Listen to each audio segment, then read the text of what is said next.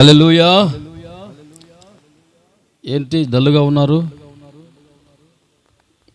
మెలకువగా ఉన్న వాళ్ళంతా ఒకసారి గట్టిగా చేతులు పైకెత్తి దేవుని గట్టిగా హల్లెలూయా చెప్దాం. హల్లెలూయా, హల్లెలూయా, హల్లెలూయా. మన ప్రభువైన యేసు క్రీస్తు నామములో ఈ రెండవ దిన సువార్త సునాద సభలకు కూడి వచ్చిన మీ అందరికీ నా ప్రత్యేకమైన శుభవందనాలు తెలియజేస్తున్నానండి. అందరికీ వందనాలు, దేవునికి స్తోత్రాలు. కొంచెం లైటింగ్ తగ్గినట్టు ఉంది. మీరు కొంచెం నవ్వారంటే లైటింగ్ ఎక్కువ అవుతుంది. ఏది ఒక్కసారి అందరు నవ్వుముఖాలు పెట్టండి. ఓ సూరుమంటూ కూర్చోకుండా కొంచెం ముఖం మీద చిరునవ్వు చిందిస్తే మీ పనులు మొత్తం బయటపడి ఆ తెల్లదనానికి కొంచెం లైటింగ్ పెరుగుతుంది. ఏది ఒక్కసారిగా. ఎందుకంటే మీరు అలాగ ఉసూరుమంటూ సీరియస్గా నన్ను చూస్తున్నారనుకోండి, నేను భయపడిపోతా. నాకు మొదలు భయం ఎక్కువ. కాబట్టి కొంచెం సావధానంగా దేవునికి స్తోత్రం నవ్వు ముఖాలు పెట్టి వినండి దేవుని మాటలు. స్తోత్రం. హల్లెలూయా, హల్లెలూయా. గడిచిన రాత్రి చక్కటి సందేశాన్ని విన్నారు. దేవునికి మహిమ కలుగునుగాక. ఈ రాత్రి కూడా ప్రభు మీతో మాట్లాడాలని ఆశపడుతున్నాడు. స్తోత్రం. దానికి ముందు ఒక చిన్న పాట పాడదాం అనుకుంటున్నా. మీరు పాడమంటే ఎప్పటికీ ఎక్కువైంది పాస్టర్ గారు, పాటలు పాడి పాడి అలసిపోయాము, ఇక వాక్యం చెప్పి మమ్మల్ని విడిచిపెట్టండి అంటారా? అలాగనే కానిద్దాం. లేదు పాడండి పాస్టర్ గారు అంటే ఒక పాట పాడతాను. ఎందుకంటే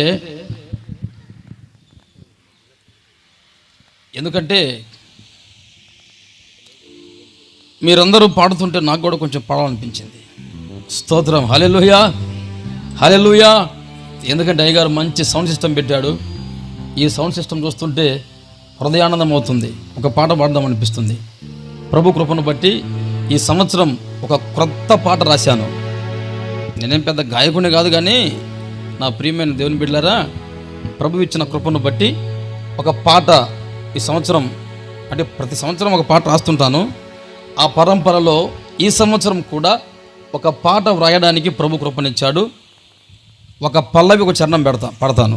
స్తోత్రం. హల్లెలూయా. దేవునికి మహిమ కలుగును గాక. F sharp minor.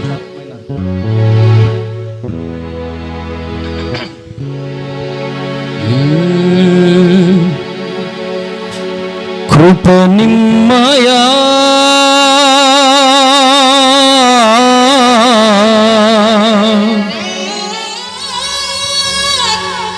నీ కృప నిమ్మయా,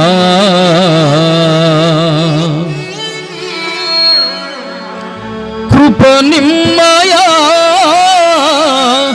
నా యేసయ్యా,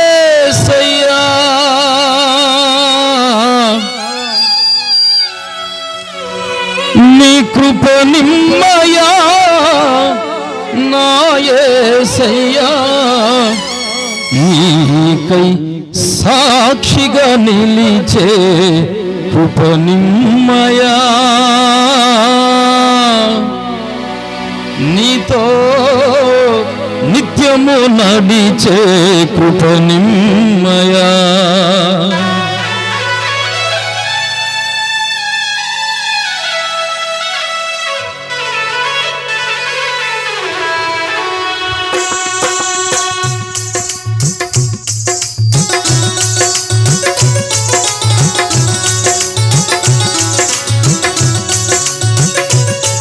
చప్పట్లు ఉద్యోగంగా. ఆమేన్.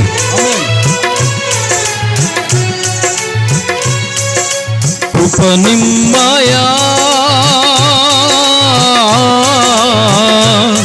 నీ కృప నిమ్మయా, కృప నిమ్మయా నీ కృప నిమ్మయా, కృప నిమ్మయా నా యేసయ్యా, నీ కృప నిమ్మయా నా యేసయ్యా. యేసయ్యా నీకై సాక్షిగా నిలిచే కృప నిమ్మయ నీతో నిత్యము నడిచే కృప నిమ్మయ నీకై సాక్షిగా నిలిచే కృప నిమ్మయ నీతో నిత్యము నడిచే కృప నిమ్మయ కృప నిమ్మయ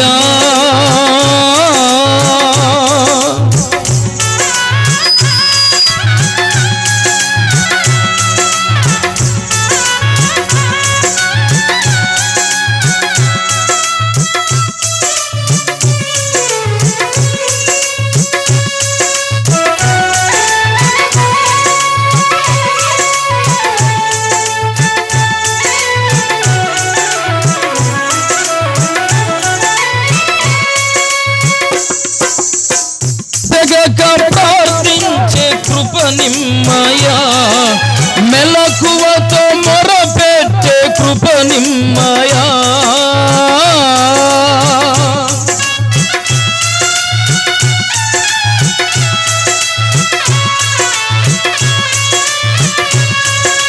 ఎడతెగక ప్రార్థించే కృప నిమ్మయ మెలకువతో మొరపెట్టే కృప నిమ్మయ మోకాళ్ళపై గోజాడు కృప నిమ్మయ ప్రార్థనలో పోరాడు కృప నిమ్మయ మోకాళ్ళపై గోజాడు కృప నిమ్మయ ప్రార్థనలో పోరాడే కృప నిమ్మయ కృప నిమ్మయ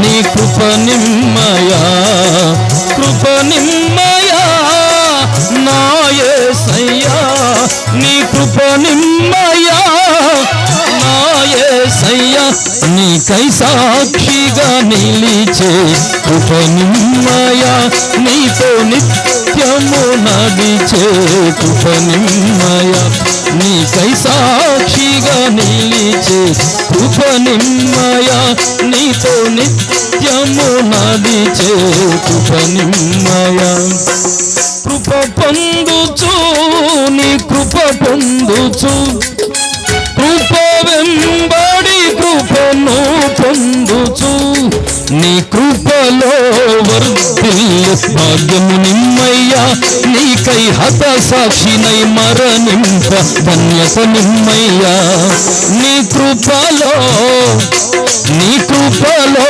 వర్ధిల్లు భాగ్యము నిమ్మయ్యా నీకై హత సాక్షినై మరణింప ధన్యత నిమ్మయ్యా కృప నిమ్మయా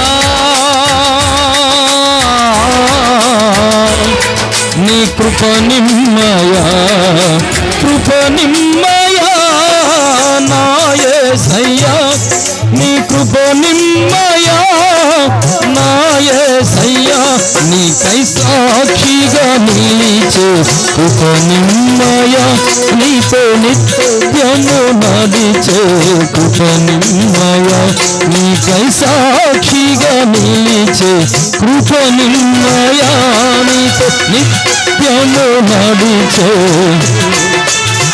కృప నిమ్మయా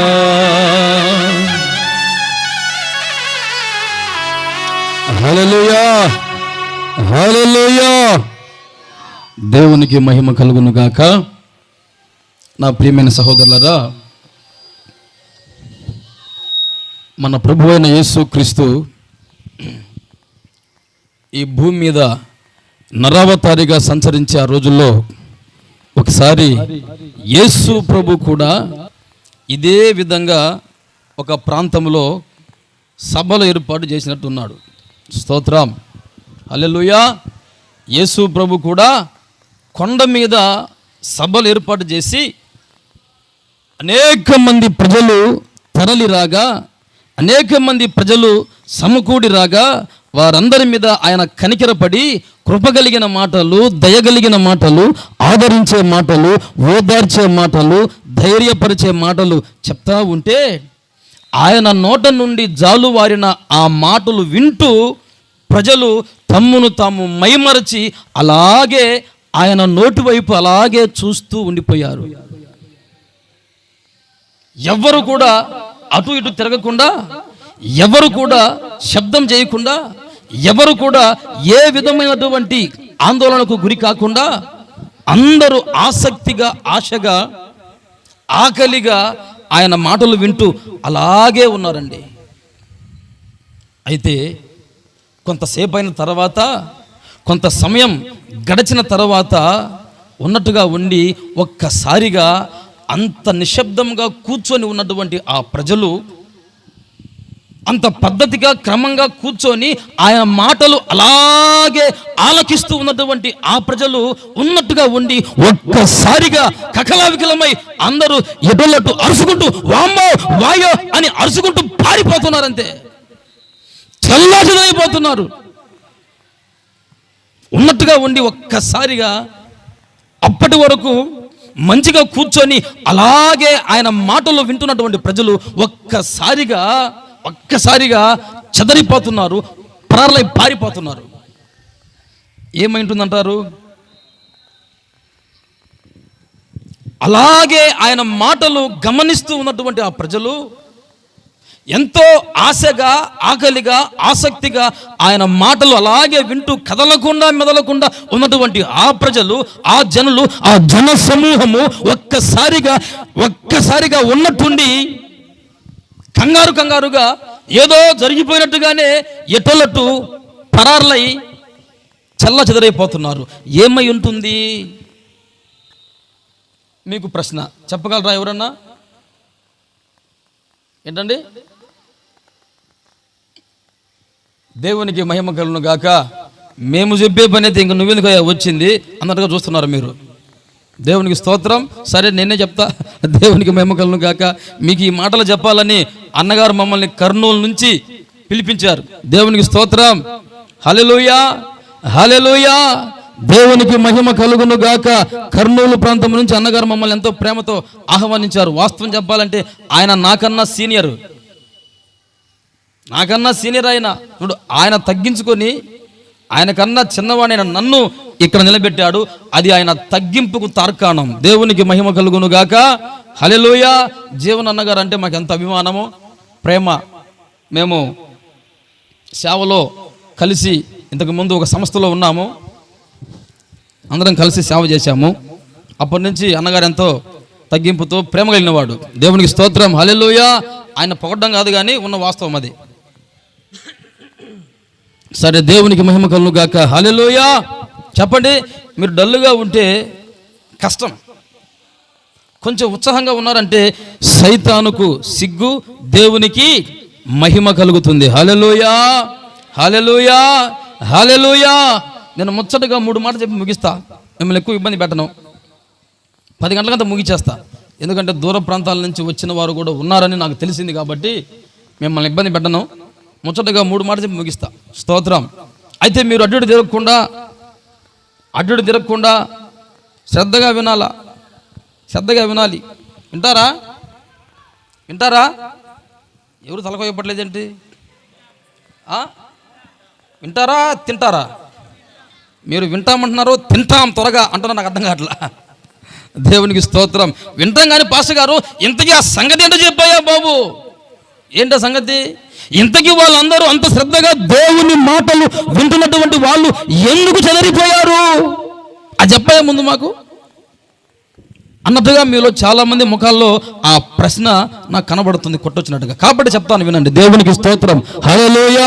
ఇంతకీ అంత శ్రద్ధగా దేవుని మాటలు, ఇదిగో మీకులాగానే అచ్చంగా మీరు ఎలా కూర్చొని ఇక్కడ దేవుని మాటలు ఆలకిస్తున్నారు, అలాగే వింటున్నటువంటి ఆ జన సమూహము, ఆ జన సందోహము, ఆ ప్రజా లోకము ఒక్కసారిగా ఉన్నట్టుండి ఉలిక్కి పాటుకు గురై చల్లా చెదరైపోయారు. ఎందుకు?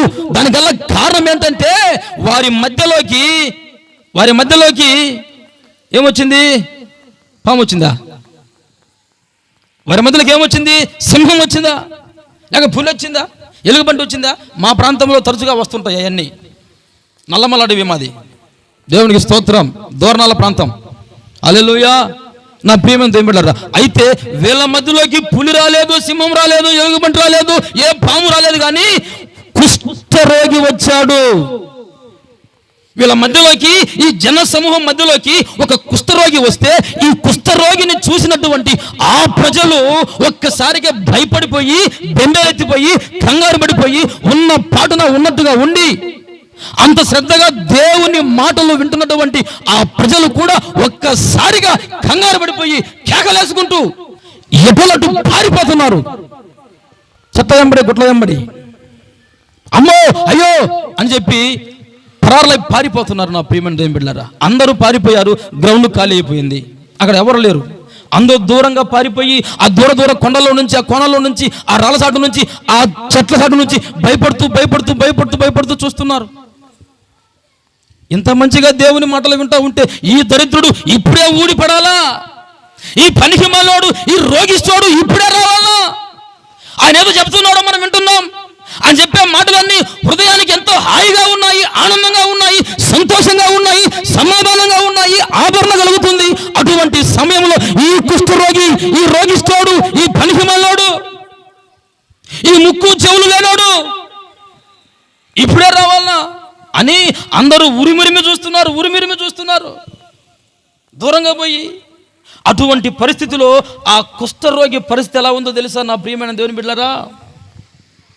అటువంటి భయానకమైనటువంటి ఆ దృశ్యాన్ని చూస్తున్నటువంటి ఈ కుష్ఠరోగి కన్నీళ్లు కారుస్తూ, గుండెలు బాదుకొనంత పని చేసుకుంటూ, అయ్యో నేనంటే ఎవరికి ఇష్టం లేదు, నన్ను ప్రేమించేవారు ఎవరు లేరు, కనీసం నా మీద దయ తలిచేవారు కూడా ఎవరు లేరు, నన్ను కనికరించే వాళ్ళు కూడా ఎవరు లేరు, అందరూ నన్ను అసహించుకునే వాళ్ళే, నేనంటే ఎవరికి ప్రేమ లేదు. ఎస్, ఎవరు ప్రేమిస్తారండి కుష్ఠరోగిని? ఎవరు ఇష్టపడతారండి కుష్ఠరోగిని? నా ప్రియమైన దేవుని బిడ్డలారా, కుష్ఠరోగం ఎప్పుడైనా చూసారా మీరు? కుష్ఠరోగిని ఎప్పుడైనా చూసారా? కొంచెం సమాధానం ఇవ్వండి. హల్లెలూయా. చూడలేదా మీరు? చాలామంది చూడనట్టే ఉన్నారు కాబట్టి చెప్తా. ఇప్పుడు మీకు చూడలేదన్నారు కాబట్టి చెప్తున్నా, లేకపోతే ముందుకు వెళ్ళిపోయావని చెప్పుకుంటా. కుష్ఠరోగి ఎలా ఉంటాడంటే, కుష్ఠరోగికి ముక్కు ఉండదు. ఈ ముక్కును తినేస్తుంది కుష్ఠరోగం. అలాగే ఈ పెదాలు కూడా ఉండవు, దీన్ని కూడా తినివేస్తుంది. కన్ను రెప్పలు ఉండవు, వాటిని కూడా తినివేస్తుంది. చెవులు ఉండవు, దాన్ని కూడా రోగము తినేస్తుంది. అలాగే నెత్తి మీద వెంట్రుకలు కూడా ఉండవు, ఒళ్ళంతా నెత్తంతా పుండ్లు ఉంటాయి. అంత మాత్రమే కాదు నా ప్రియమైన దేవుని బిడ్డలారా, ఇంకా దేహం యొక్క అంతర్భాగాలలో కూడా ఆ రోగము బహు వికృతమైనటువంటి అనుభవాలు మిగులుస్తుంది. అంత మాత్రమే కాదు, ఆ కుష్ఠరోగి యొక్క చేతులు కూడా, వ్రేళ్లను కూడా, కాలి వ్రేళ్లను కూడా, చేతి వ్రేళ్లను కూడా తినివేస్తుంది. ఒక్కసారి జస్ట్ ఇమేజ్ చేయండి అటువంటి రూపాన్ని. అటువంటి రూపాన్ని ఒకసారి మీరు తలుచుకుంటే గుండె గుబేలుమంటది, గుండె జారిపోతుంది. కారణం ఏంటంటే కుష్ఠరోగి అనేవాడు అంత వికృతంగా ఉంటాడు, అంత భయానకంగా ఉంటాడు. పగలు చూస్తే రాత్రికి కల్లోకి వస్తారు కదా అన్నట్టుగా ఉంటాడు. అదిగో అందుకని అటువంటి భయానకమైనటువంటి ఈ వ్యక్తిని చూసినటువంటి అక్కడున్న ప్రజలు ఒక్కసారిగా పారిపోయారండి.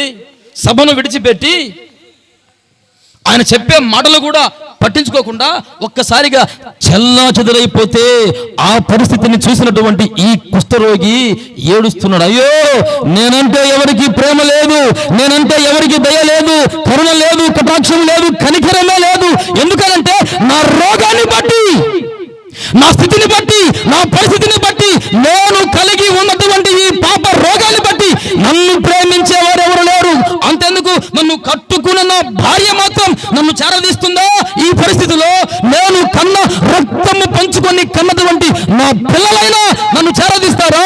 ఈ పరిస్థితిలో కారణం ఈ రోగం, ఈ వ్యాధి, ఈ కురూపం, ఈ వికారమైనటువంటి రూపం. నన్నెవరు ఇష్టపడరు, నన్నెవరు కూడా దగ్గరకు తీసుకోరు అని అనుకుంటూ ఉండగా బాధపడుతూ ఉండగా, కన్నీరు కారుస్తూ ఉండగా, నా ప్రియమైన దేవుని బిడ్డలారా, ఒక వ్యక్తి ఆయన దగ్గరకే నడుచుకుంటూ వస్తున్నాడు. చెప్పండి కొద్ది గట్టిగా, హల్లెలూయా, హల్లెలూయా. నన్ను ప్రేమించే వారు ఎవరు లేరు, నన్ను ఆదరించే వాళ్ళు ఎవరు లేరు, నా దగ్గరకు వచ్చే వాళ్ళు ఎవరు లేరు, నా గాయాలు తుడిచే వారు ఎవరు లేరు.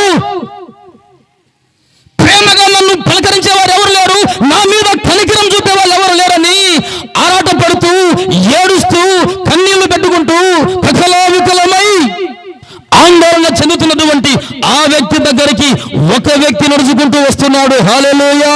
అందరూ పారిపోయినా కూడా, అక్కడ ఎంతో మంది ప్రజలు పారిపోయినా కూడా ఒకే ఒక్కడు నడుచుకుంటూ వస్తున్నాడు. హల్లెలూయా, హల్లెలూయా.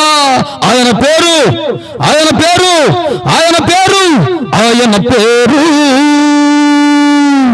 ఆయన పేరు, ఆయన పేరు, ఆయన పేరు ప్రభువైన యేసుక్రీస్తు.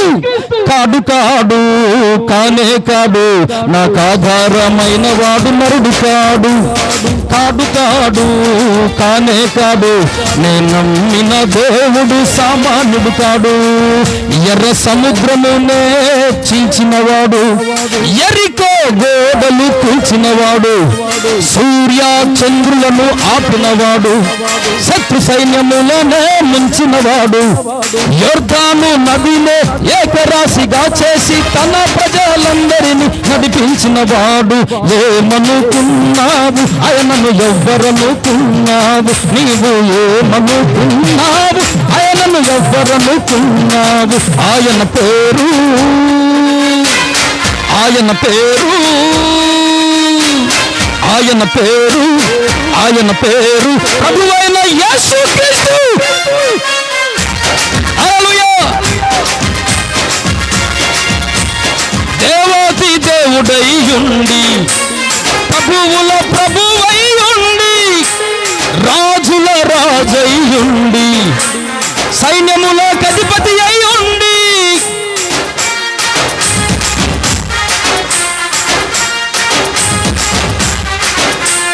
దేవాతి దేవుడై ఉండి, ప్రభువుల ప్రభువై ఉండి, రాజుల రాజై ఉండి, సైన్యముల అధిపతి అయి ఉండి, నీకై నాకై అందరి కొరకై, నీకై నాకై అందరి కొరకై దీనాతి దీనునిగా మారినవాడు, మానవ రూపమున ఏర్పించాడు. దీనాతి దీనునిగా మారినవాడు, మానవ రూపమున ఏర్పించాడు. ఏమనుకున్నావు ఆయనను, ఎవ్వరనుకున్నావు నీవు? ఏమనుకున్నావు ఆయనను, ఎవ్వరనుకున్నావు? ఆయన పేరు,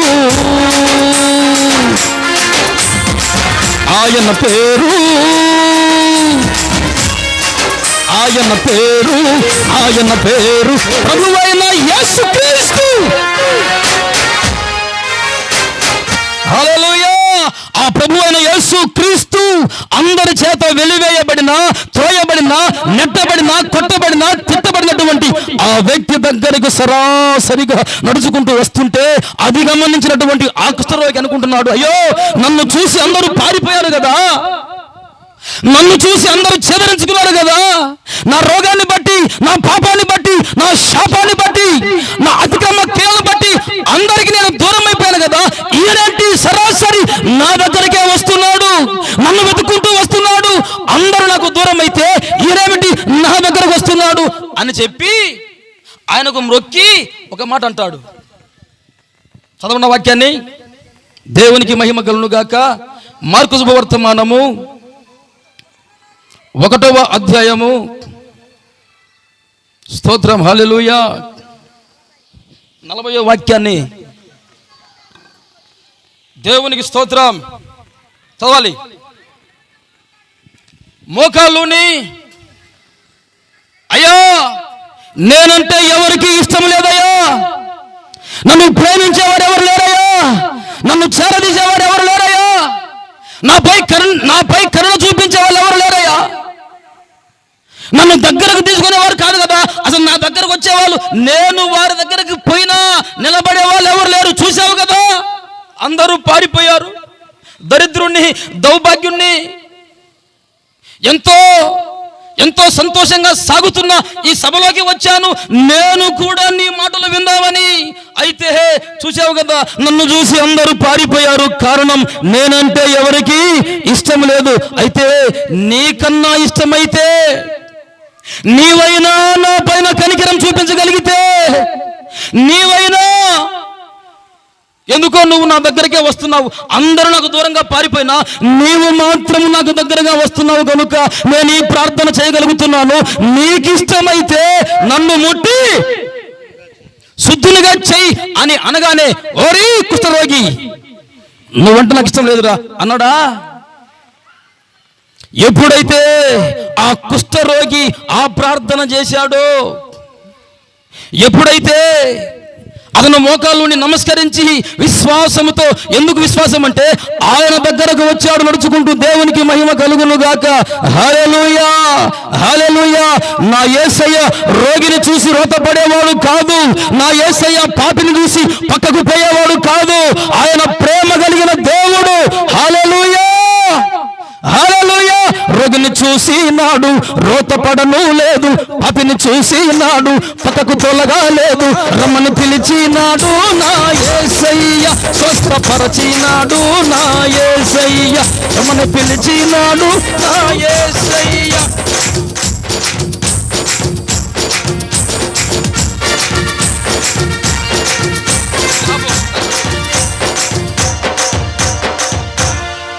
పల్లె పల్లెల్లోన, వీధి వీధుల్లోన, వాడవాడల్లోన, ఊర్లలోన సాగిపోతున్నది నా యేసయ్య వార్త, ప్రాకిపోతున్నది నా యేసయ్య వార్త.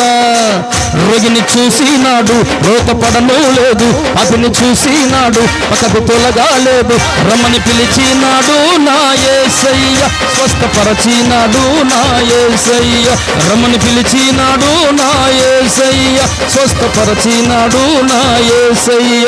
హల్లెలూయా హల్లెలూయా. ఆ కుష్ఠరోగి మీద ఎవరు ప్రేమించని, ఎవరు కనికరపడని ఆ కుష్ఠరోగి మీద నా యేసయ్య కనికరపడ్డాడు. హల్లెలూయా.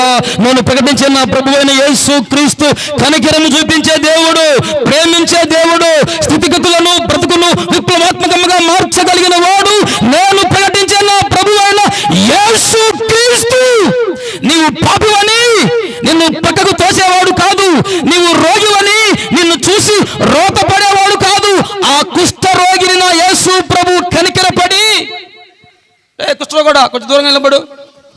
మనమైతే నా ప్రియమైన దేవుని బిడ్డలారా, మనమైతే ఎవరైనా రోగులు ఉన్నారంటే వారిని చూసి వేస్తుంటాము, కొంచెం దూరంగా ఉండు దూరంగా ఉండు దూరంగా అని చెప్పి వాళ్ళకు మనం స్తోత్రం హల్లెలూయా దేవునికి మహిమ కలుగును గాక, కొంచెం దూరంగా ఉన్న దూరం ముక్కులు మూసుకుంటాం.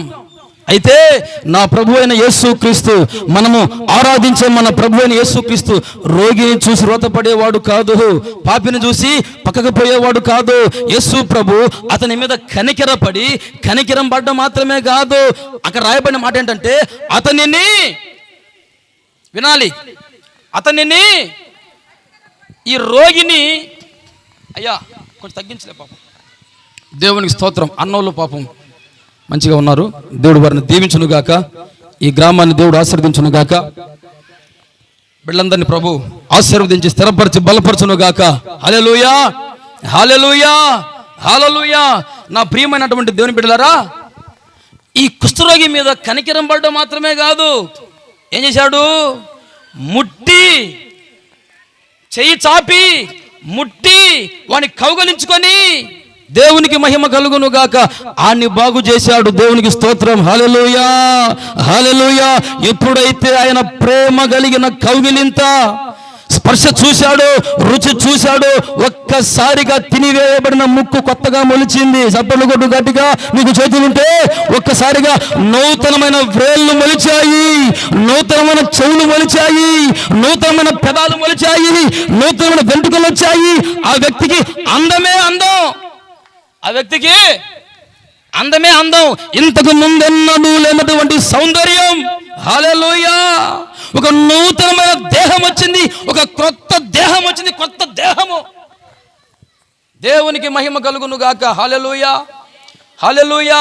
నా ప్రియమైన దేవుని బిడ్డలారా, కారణం ఏంటో తెలుసా? కారణం ఏంటో తెలుసా? జాలి కలిగినటువంటి దైవం మన ప్రభు అయిన యేసు క్రీస్తు. హల్లెలూయా. ఈ కుష్ఠరోగి అంటాడు, ఇక్కడ మనము ఈ కుష్ఠరోగి సందర్భంలో గమనించవలసిన ఒక మాట ఏంటంటే, నీకిష్టమైతే నన్ను శుద్ధునిగా చేయగలవా? అదేంటి ఆ మాట ఎందుకంటున్నాడు ఈ కుష్ఠరోగి?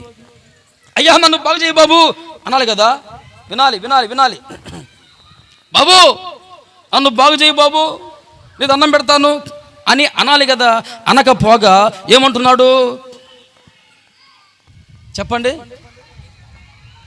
ఆయన ఎందుకంటున్నాడు అంటే, అయ్యా నేనంటే ఎవరికి ఇష్టం లేదయ్యా, ఎవరి ప్రేమకు నోచుకోలేదయ్యా, ఎవరి ఇష్టానికి నేను నోచుకోలేదయ్యా, ఎవరి దయా దాక్షిణ్యాలకు నేను నోచుకోలేదయ్యా. అందరూ నన్ను చూసి పారిపోయిన వాళ్ళే కానీ, అందరూ నాకు దూరం అయిపోయిన వాళ్ళే కానీ, నాకు దగ్గరైన వారు ఎవరు లేరు.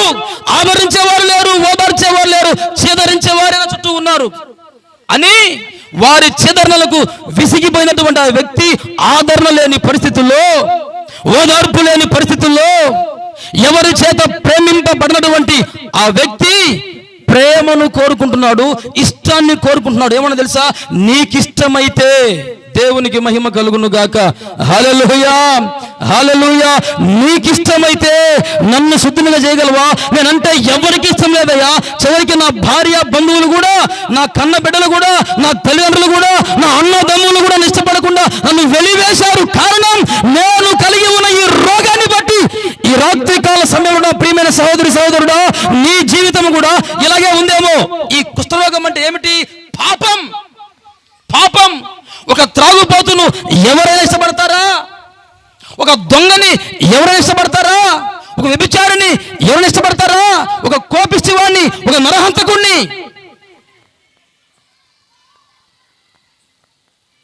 ఒక రౌడీని, ఒక క్రూరుణ్ణి ఎవరైనా ఇష్టపడతారా? ఇష్టపడకపోగా వాళ్ళని చూసి ఏమవుతారు? ఈ కుష్ఠరోగిని చూసి ఏ విధంగా పారిపోయారో అలాగే వారిని చూసిన వాళ్ళందరూ కూడా పక్కకు పారిపోతారు. అయితే నా ప్రియమైన దేవుని బిడ్డలారా, ఈ రాత్రికాల సమయంలో నా ప్రభు నీతో మాట్లాడుతున్నాడు. నీవు ఎటువంటి అనుభవాలలో ఉన్నా సరే, నువ్వెంతటి బహుభయంకరమైన పాపమనే రోగము కలిగిన వ్యక్తివైనా సరే, నా ప్రభు అయిన యేసు క్రీస్తు నిన్ను ప్రేమిస్తున్నాడు. నీవు అనుకోవచ్చు, నన్ను ఇష్టపడే వాళ్ళు ఎవరు లేరు, నా దగ్గర వచ్చే వాళ్ళు ఎవరు లేరు, నేనంటే అందరూ భయపడి పారిపోతున్నారు. అయ్యో, ఈ జీవితం నాకు వెగటు పుట్టిస్తుంది, ఈ జీవితం నాకు అసహ్యం అనిపిస్తుంది, నన్ను ప్రేమించేవారు ఎవరు లేరు. ఒకవేళ ఎవరు నమస్కారం పెట్టినా కూడా భయంతోనే, ప్రేమతో కాదు. నా బ్రతుకు ఇలా దుర్భరం అయిపోయింది అని అనుకుంటున్నావేమో నా ప్రియమైన సహోదరి సహోదరుడా. ఈ కుష్ఠరోగిని ప్రేమించిన దేవుడు అంటాడు, నాకిష్టమే నీవు బాగుపడ్డం, నాకిష్టమే నీవు బాగుపడ్డం. ఇతరులకు ఇష్టం లేదేమో. నువ్వు గొప్పవాడు అవ్వడం, నువ్వు శుద్ధుడు అవ్వడం, నువ్వు క్షేమంగా ఉండడం, నువ్వు ఆనందంగా ఉండడం, నువ్వు సంతోషంగా ఉండడం, నీకు సమాధానంగా ఉండడం, నీవు అభివృద్ధి పొందడం ఎవరికి ఇష్టం లేదేమో కానీ నాకు ఇష్టమే అని నా ప్రభు అయిన యేసు క్రీస్తు ఎవరు ప్రేమించినటువంటి, ఎవరు ఇష్టపడినటువంటి, ఎవరు ముట్టుకోవడానికి సాహసించినటువంటి ఆ వ్యక్తిని ముట్టి తాకి స్వస్థపరిస్తే అతడు శుద్ధుడయ్యాడు. దేవునికి మహిమ కలుగును గాక. హల్లెలూయా. ఇంతకు ముందు రూపం కాదు, ఇప్పుడు ఒక కొత్త రూపాన్ని సంతరించుకున్నాడు. ఇప్పుడు నవనూతనమైన జీవితం. హల్లెలూయా. ఇంతకు ముందు అతన్ని చూసి పారిపోయిన వాళ్ళందరూ ఇప్పుడు అతను సంతరించుకున్నటువంటి ఆ నవనూతనమైన రూపాన్ని చూడడానికి అందరూ అతని చుట్టూ మూగుతున్నారు, అతని చుట్టూ గుమిగూడుతున్నారు. ఇది ఎలా సాధ్యం? ఈ విధంగా నీ బ్రతుకు ఎవరు మార్చారు? ఒకప్పుడు నువ్వు కుష్ఠరోగివి కదా, ఒకప్పుడు నువ్వు దొంగవి కదా, ఒకప్పుడు నువ్వు హంతకుడివి కదా, ఒకప్పుడు నువ్వు వ్యభిచారివి కదా, ఒకప్పుడు నువ్వు రౌడీవి, గూండావి కదా, ఒకప్పుడు మోసగాడివి కదా. ఇప్పుడు ఇంత పవిత్రంగా, పరిశుద్ధంగా, చిన్న బిడ్డ వలె ఎలా మారావు? ఇది ఎలా సాధ్యం అని తెలుసుకోవడానికి అనేక మంది ఆ కుష్ఠరోగి ఇప్పుడు కాదు, ఒకప్పుడు. ఇతను ఎవరు ఇప్పుడు? శుద్ధుడైన వాడు. దేవునికి మహిమ కలుగును గాక. హల్లెలూయా. ఇప్పుడు మారిన మనిషి ఒకప్పుడు కుష్ఠరోగే, ఒకప్పుడు ఎవరి చేత ప్రేమించబడని వాడే, కానీ ఇప్పుడు అందరి చేత ప్రేమించబడుతున్నవాడు. కారణం నా ప్రభు అయిన యేసు క్రీస్తు కనికరముతో ముట్టాడు, కనికరముతో తాకాడు. నా దేవుడు అక్కరలో ఉన్నవాడిని ఆదుకునేవాడు. నా దేవుడు పాపిని ప్రేమించి పాపాన్ని తొలగించి నీతిమంతునిగా మార్చగలిగిన వాడు. నువ్వు ఎటువంటి రోగంతో, వ్యాధితో, బాధతో, బలహీనతతో ఈ రాత్రి వేళ కుంగి కుసించిపోతున్నా, నలిగి నశించిపోతున్నా, నా ప్రభు అయిన యేసు క్రీస్తు నిన్ను బాగు చేయగలడు.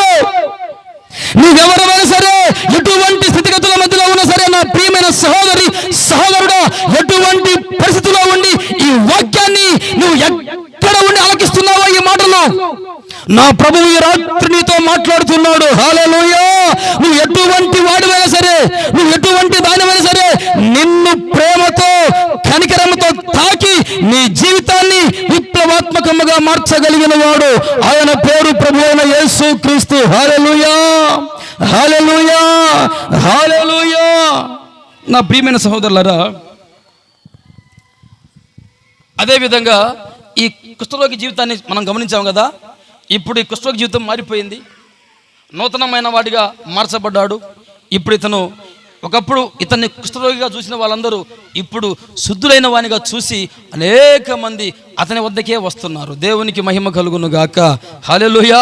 ఒకప్పుడు భయపడి పారిపోయిన వాళ్ళంతా ఇప్పుడు అతని సాక్ష్యం విందామని, బాబు ఇది ఎలా సాధ్యం, ఇది నీకు ఎలా సాధ్యం అని తెలుసుకుందామని అనేక మంది ప్రజలు బండ్లు కట్టుకొని ఊర్లు కదిలి ఆ కుష్ఠరోగిని చూద్దామని ఒకప్పుడు పారిపోయిన వాళ్ళంతా ఇప్పుడు దగ్గరకు వస్తున్నారు. దీనికల్ల కారణం ఏంటంటే మన ప్రభు అయిన యేసు క్రీస్తు అలా మార్చగలడు. హల్లెలూయా. నా ప్రియమైన దేవుని బిడ్డలారా, కుష్ఠరోగం అంటే పాపానికి సాదృశ్యం. ఎస్, ఒక పాపిని ఎవరు ప్రేమించరండి. ఒక పాపాత్ముడైన మనిషిని, ఒక చెడ్డ వ్యక్తిని, ఒక చెడ్డ మనిషిని ఎవరైనా ప్రేమిస్తారా? సమాజంలో గౌరవం ఉంటుందా? మర్యాదలు ఉంటాయా? ఏమండి? ఉండవు. ఎవరు గౌరవించరు. అయితే నా ప్రభు చేత నువ్వు ముట్టబడితే, నా ప్రభు దగ్గరకు నువ్వు రాగలిగితే, నా ప్రభు నిన్ను కనికరపడి నీ జీవితాన్ని విప్లవాత్మకంగా మార్చగలడు. హల్లెలూయా, హల్లెలూయా. అక్కడి నుంచి మనం ఒక అడుగు ముందుకేసి మరొక సంఘటన మనం గమనించగలిగితే, నా ప్రియమైన దేవుని బిడ్డలారా, ఒక ప్రాంతంలో ఒక వ్యక్తి ఉన్నాడు. ఎక్కడున్నాడయా ఆ వ్యక్తి అంటే సమాజంలో లేడు. బాగా గమనించాలి మీరు, సమాజంలో లేడు. మరి ఎక్కడున్నాడా అంటే సమాధుల్లో ఉన్నాడు. బాగా గమనించండి, పక్కనున్న వాటిని పట్టించుకోబాకండి. దేవునికి స్తోత్రం. హల్లెలూయా, హల్లెలూయా. దేవుడి పని దేవుడు చేస్తూ ఉంటే అపవాది పని అపవాది చేస్తూ ఉంటాడు, మనకు మామూలే. దేవునికి మహిమ కలుగును గాక. హల్లెలూయా, హల్లెలూయా. నా ప్రియమైన దేవుని బిడ్డలారా, బాగా గమనించండి. ఒక వ్యక్తి ఉన్నాడు. ఎక్కడున్నాడయ్యా అంటే సమాజంలో లేడు, సమాధిలో ఉన్నాడు. సమాధిలో ఎందుకున్నాడయ్యా అంటే, సమాధిలో ఎందుకున్నాడయ్యా అంటే వాడిలో ఒక్క దెయ్యం లేదు. వాడిలో ఒక్క దెయ్యం లేదు. ఎన్ని దెయ్యాలంట మొత్తం? ఏమండి, ఎన్ని దెయ్యాలు? సేన అంటే అర్థం ఏంటి? సేన. వ్యూహం అంటే 12,000. సేన అనగా 6,000 అని అర్థం. దేవునికి స్తోత్రం. హల్లెలూయా, హల్లెలూయా. కానీ మనం అనుకుంటాము 2,000 దయ్యాలు అనుకుంటాం. కాదు కాదు కాదు. సేన అంటే యుద్ధ పంక్తులు తీర్చేటప్పుడు ఒక సేన అని దేన్ని అంటారంటే 6,000 కలిగినటువంటి ఒక బెటాలియన్ని సేన అంటారు. వ్యూహం అంటే 12,000. అయితే నా ప్రియమైన దేవుని బిడ్డలారా, ఇటువంటి సేనా దయ్యములు బట్టి ఒక సైన్యమే, ఒక దయ్యాల గుంపు సమూహమే ఆ వ్యక్తిలో ఉంది కనుక అటువంటి వ్యక్తి ఊర్లో ఎలా ఉంటాడు, సమాజంలో ఎలా ఉంటాడు? మరి ఉంటాడు అంటే సమాధిలో ఉన్నాడు. సమాధిలో ఉన్న ఊరుకున్నాడా? లేదు లేదు. ఎవరైతే ఊర్లో చనిపోయి సమాధిలో పాతి పెట్టడానికి సమాధుల్లోకి వస్తారో వాళ్ళందరినీ కొట్టి గాయపరుస్తున్నాడు. ఊర్లో ఎవడు చనిపోయినా కూడా, ఏమండి, ఊర్లో ఎవడు చనిపోయినా కూడా అక్కడున్న ఆ ఊరోళ్ళకి దడ. ఎందుకని చెప్పండి? ఈ చనిపోయిన వ్యక్తిని తీసుకుపోయి పాతి పెడదామంటే సమాధుల్లో ఈడున్నాడే, ఆడు మామూలుడు కాదే. వాడిని ఎవరు కూడా సాధుపరచలేకపోయాను అనే మాట గమనార్హం. ఎవరు కూడా ఆ వ్యక్తి జీవితాన్ని ఆ బంధకాలలో నుంచి, ఆ భయంకరమైనటువంటి దుర్భరమైనటువంటి అనుభవాల్లో నుంచి బాగు చేసి మంచి మనిషిగా మార్చగలిగిన వారెవరు లేరు. ఎన్ని సంఖ్యలతో బంధించినా, ఎంతమంది ఎన్ని రకాల ప్రయత్నాలు చేసినా, ఎన్ని అంతరాలు తంత్రాలు తాయెత్తులు మంత్రాలు చేతబడులు చేసినా కూడా ఎవరు కూడా ఆ వ్యక్తిని సాధుపరచలేకపోయారు. చూడ మాటలు బైబిల్లో. దేవునికి మహిమ కలుగును గాక. మార్కు సువార్తమానము 5వ అధ్యాయము 4వ వాక్యం చదవండి.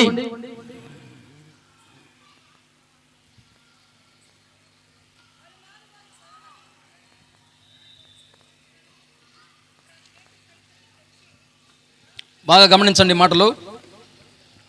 ఎవరన్నా కొంచెం మైకులో చదివితే బాగుండేది, కొంచెం డెప్త్గా ఉండేది. పలుమార్లు, ఎన్నోసార్లు, ఎన్నో ప్రయత్నాలు, ఎంతో మంది దగ్గరికి ఆ మనిషిని బాగు చేయాలని, ఆ మనిషి ప్రవర్తన మార్చాలని, ఆ మనిషిలో ఉన్నటువంటి ఆ దురాత్మ శక్తుల ప్రభావం నుంచి విడిపించాలని ఎన్ని ప్రయత్నాలు చేసి, ఎన్ని సంఖ్యలు వేసినా, ఎన్ని గొలుసులతో బంధించినా, ఈ దయ్యాల సమూహము పట్టినటువంటి ఈ వ్యక్తి ఆ గొలుసులను, ఆ సంఖ్యలను తుత్తునియలుగా చేస్తున్నాడు, పొడి పొడి చేస్తున్నాడు, పొడుం పొడుం చేస్తున్నాడు, తెంచి వేస్తున్నాడు. కనుక ఎవడును వానిని సాధుపరచలేకపోయారు. ఆ మార్గాన కూడా ధైర్యం చేసి ఎవరు కూడా రాలేకపోతున్నారు.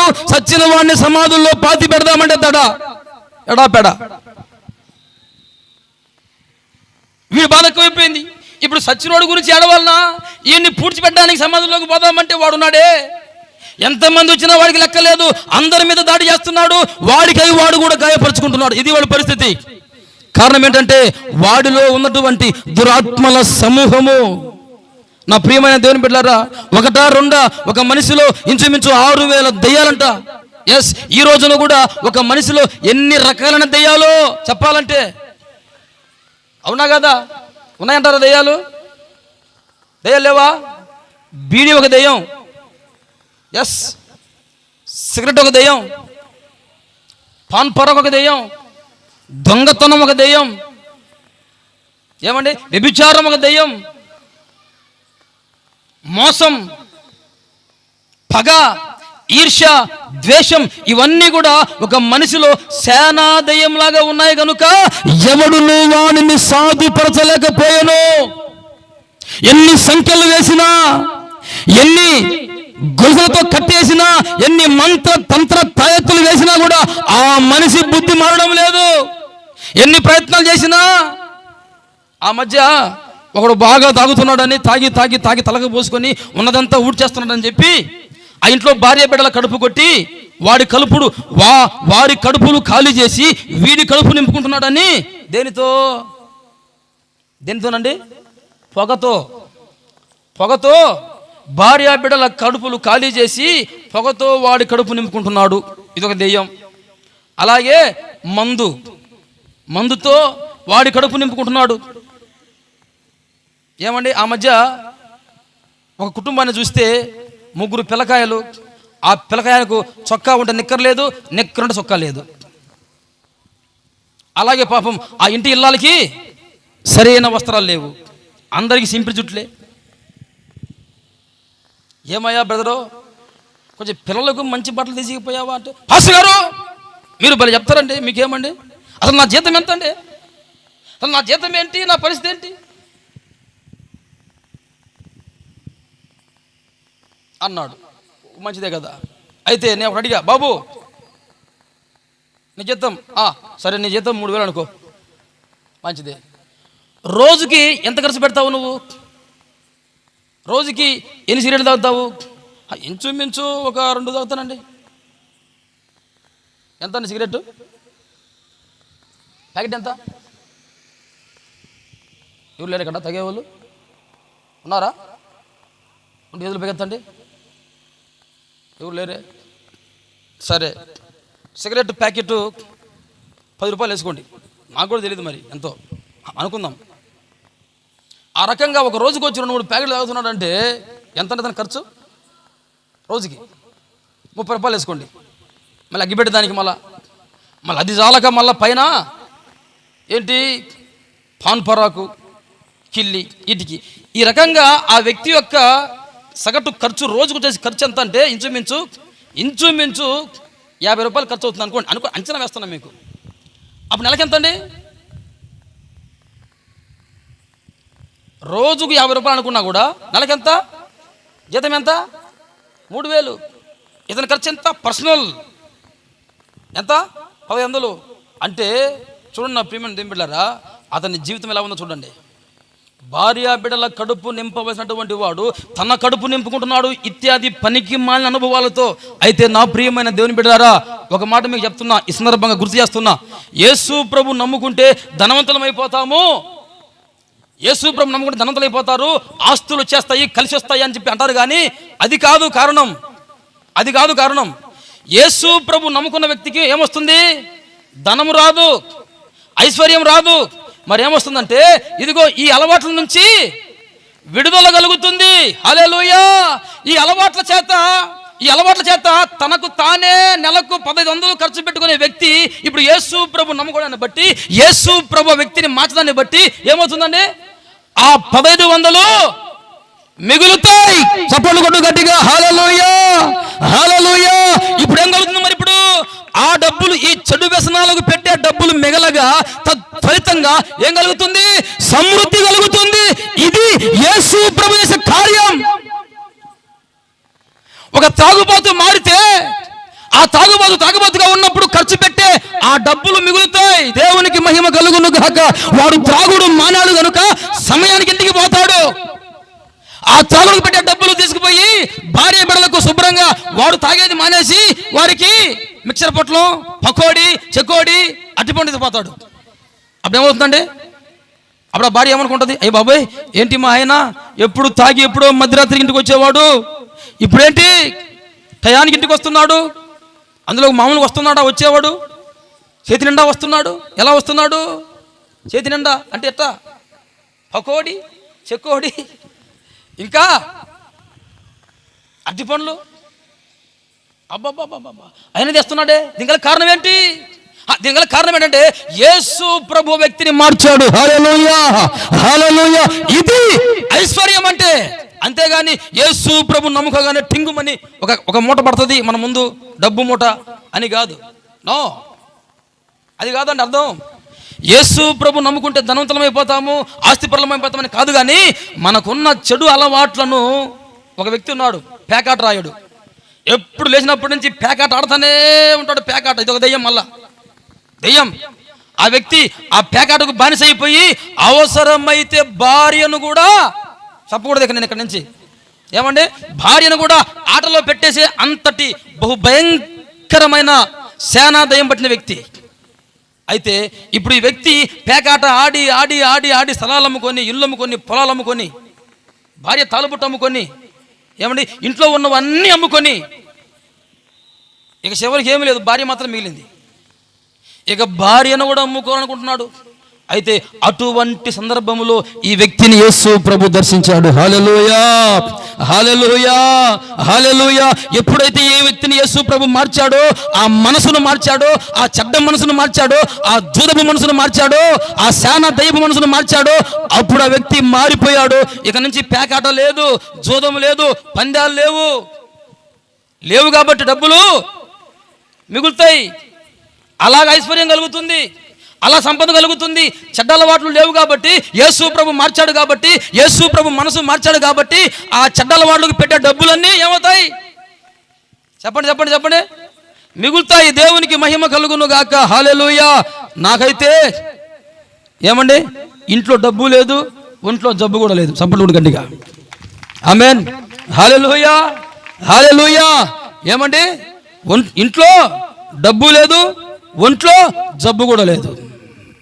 దేవునికి మహిమ కలుగును గాక. హల్లెలూయా. ఆరోగ్యమే మహాభాగ్యం అన్నారు. దేవునికి స్తోత్రం. హల్లెలూయా. యేసు ప్రభు నమ్ముకుంటే ఆయన నీకున్న ప్రతి రోగాన్ని స్వస్థపరచగలిగిన దేవుడు. ఈ కుష్ఠ రోగాన్ని బాగు చేశాడు.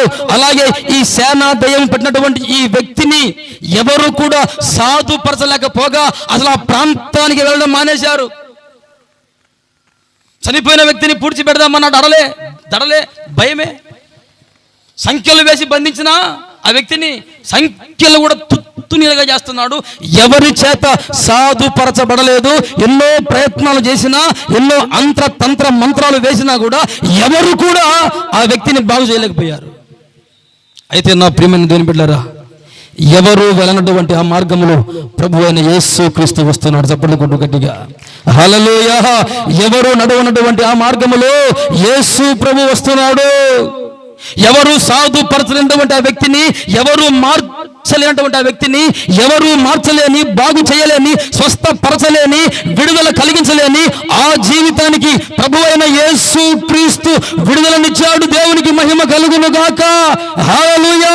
అనేక దెయ్యముల చేత, అనేక అలవాట్ల చేత, అనేక విధములకు చెడు వ్యసనముల చేత పీడింపబడి, బాధింపబడి, బానిసగా మారిపోయినటువంటి ఆ వ్యక్తిని ప్రభువైన యేసు క్రీస్తు మార్చాడు. ఈ రాత్రి కాల సమయంలో కూడా నా ప్రియమైన సహోదరి సహోదరుడా, నీవు కూడా ఈ రాత్రి ఇటువంటి బహు భయంకరమైన చెడు వ్యసనములనే దురాత్మల చేత బంధించబడి పీడింపబడుతున్నావేమో. నువ్వు అనుకోవచ్చు, అబ్బా దీన్ని మానుకుందాం అనుకుంటున్నాం కానీ నా వల్ల కావడం లేదండి. నాకు తెలుసండి, దీనివల్ల ఇల్లు గుల్ల, ఒళ్ళు గుల్ల, కాపురమే గుల్లని తెలుసు, కానీ అయినా తెలిసినా కూడా దీన్ని మానలేకపోతున్నా. నన్ను దీని నుంచి విడిపించగలిగిన వాడు ఎవడు? ఆడకపోయి మందు తాగాను మానుకుందామని, ఆడకపోయి మళ్ళీ ఇంకేదో వేసుకున్నాను, ఆ దేవుని దగ్గరికి వెళ్ళాను, ఆడేదో వేసుకున్నాను. ఎన్ని వేసుకున్నా, ఎన్ని చూసినా, ఎన్ని చేసినా ఏం ప్రయోజనం లేదు. మొక్కని మొక్కు లేదు, ఎక్కని మెట్టు లేదు, కట్టని తాయెత్తు లేదు. ఎన్ని కట్టినా కూడా నా వల్ల కావడం లేదయ్యా, నేను మారలేకపోతున్నానయ్యా. ఉంది నాకు కూడా మారాలని, కానీ మారలేకపోతున్నా. అయితే నా ప్రియమైన సహోదరుడా, నిన్ను మార్చగలిగిన వాడు ప్రభువైన యేసుక్రీస్తు ఒక్కడే. ఆయనకు మాత్రమే శక్తి ఉంది. హల్లెలూయా, హల్లెలూయా. ఎందుకంటే ఆయన కామ, క్రోధ, లోభమోహ, మదమత్సర్యాలు లేని దేవుడు, అజన్మ బ్రహ్మచారి. ఈ భూలోకంలో ఎంతో మంది మహనీయులు, మహానుభావులు, మహోన్నతులు ఉన్నప్పటికీ కూడా నా ప్రభువైన యేసుక్రీస్తు పరిశుద్ధుడు. ఏ పాపము లేనటువంటి నీతి న్యాయములు కలిగిన వాడు, ప్రతి ఒక్కరిని ప్రేమించేవాడైనా, ఎవరిని త్రోసివేసేవాడు కాదు.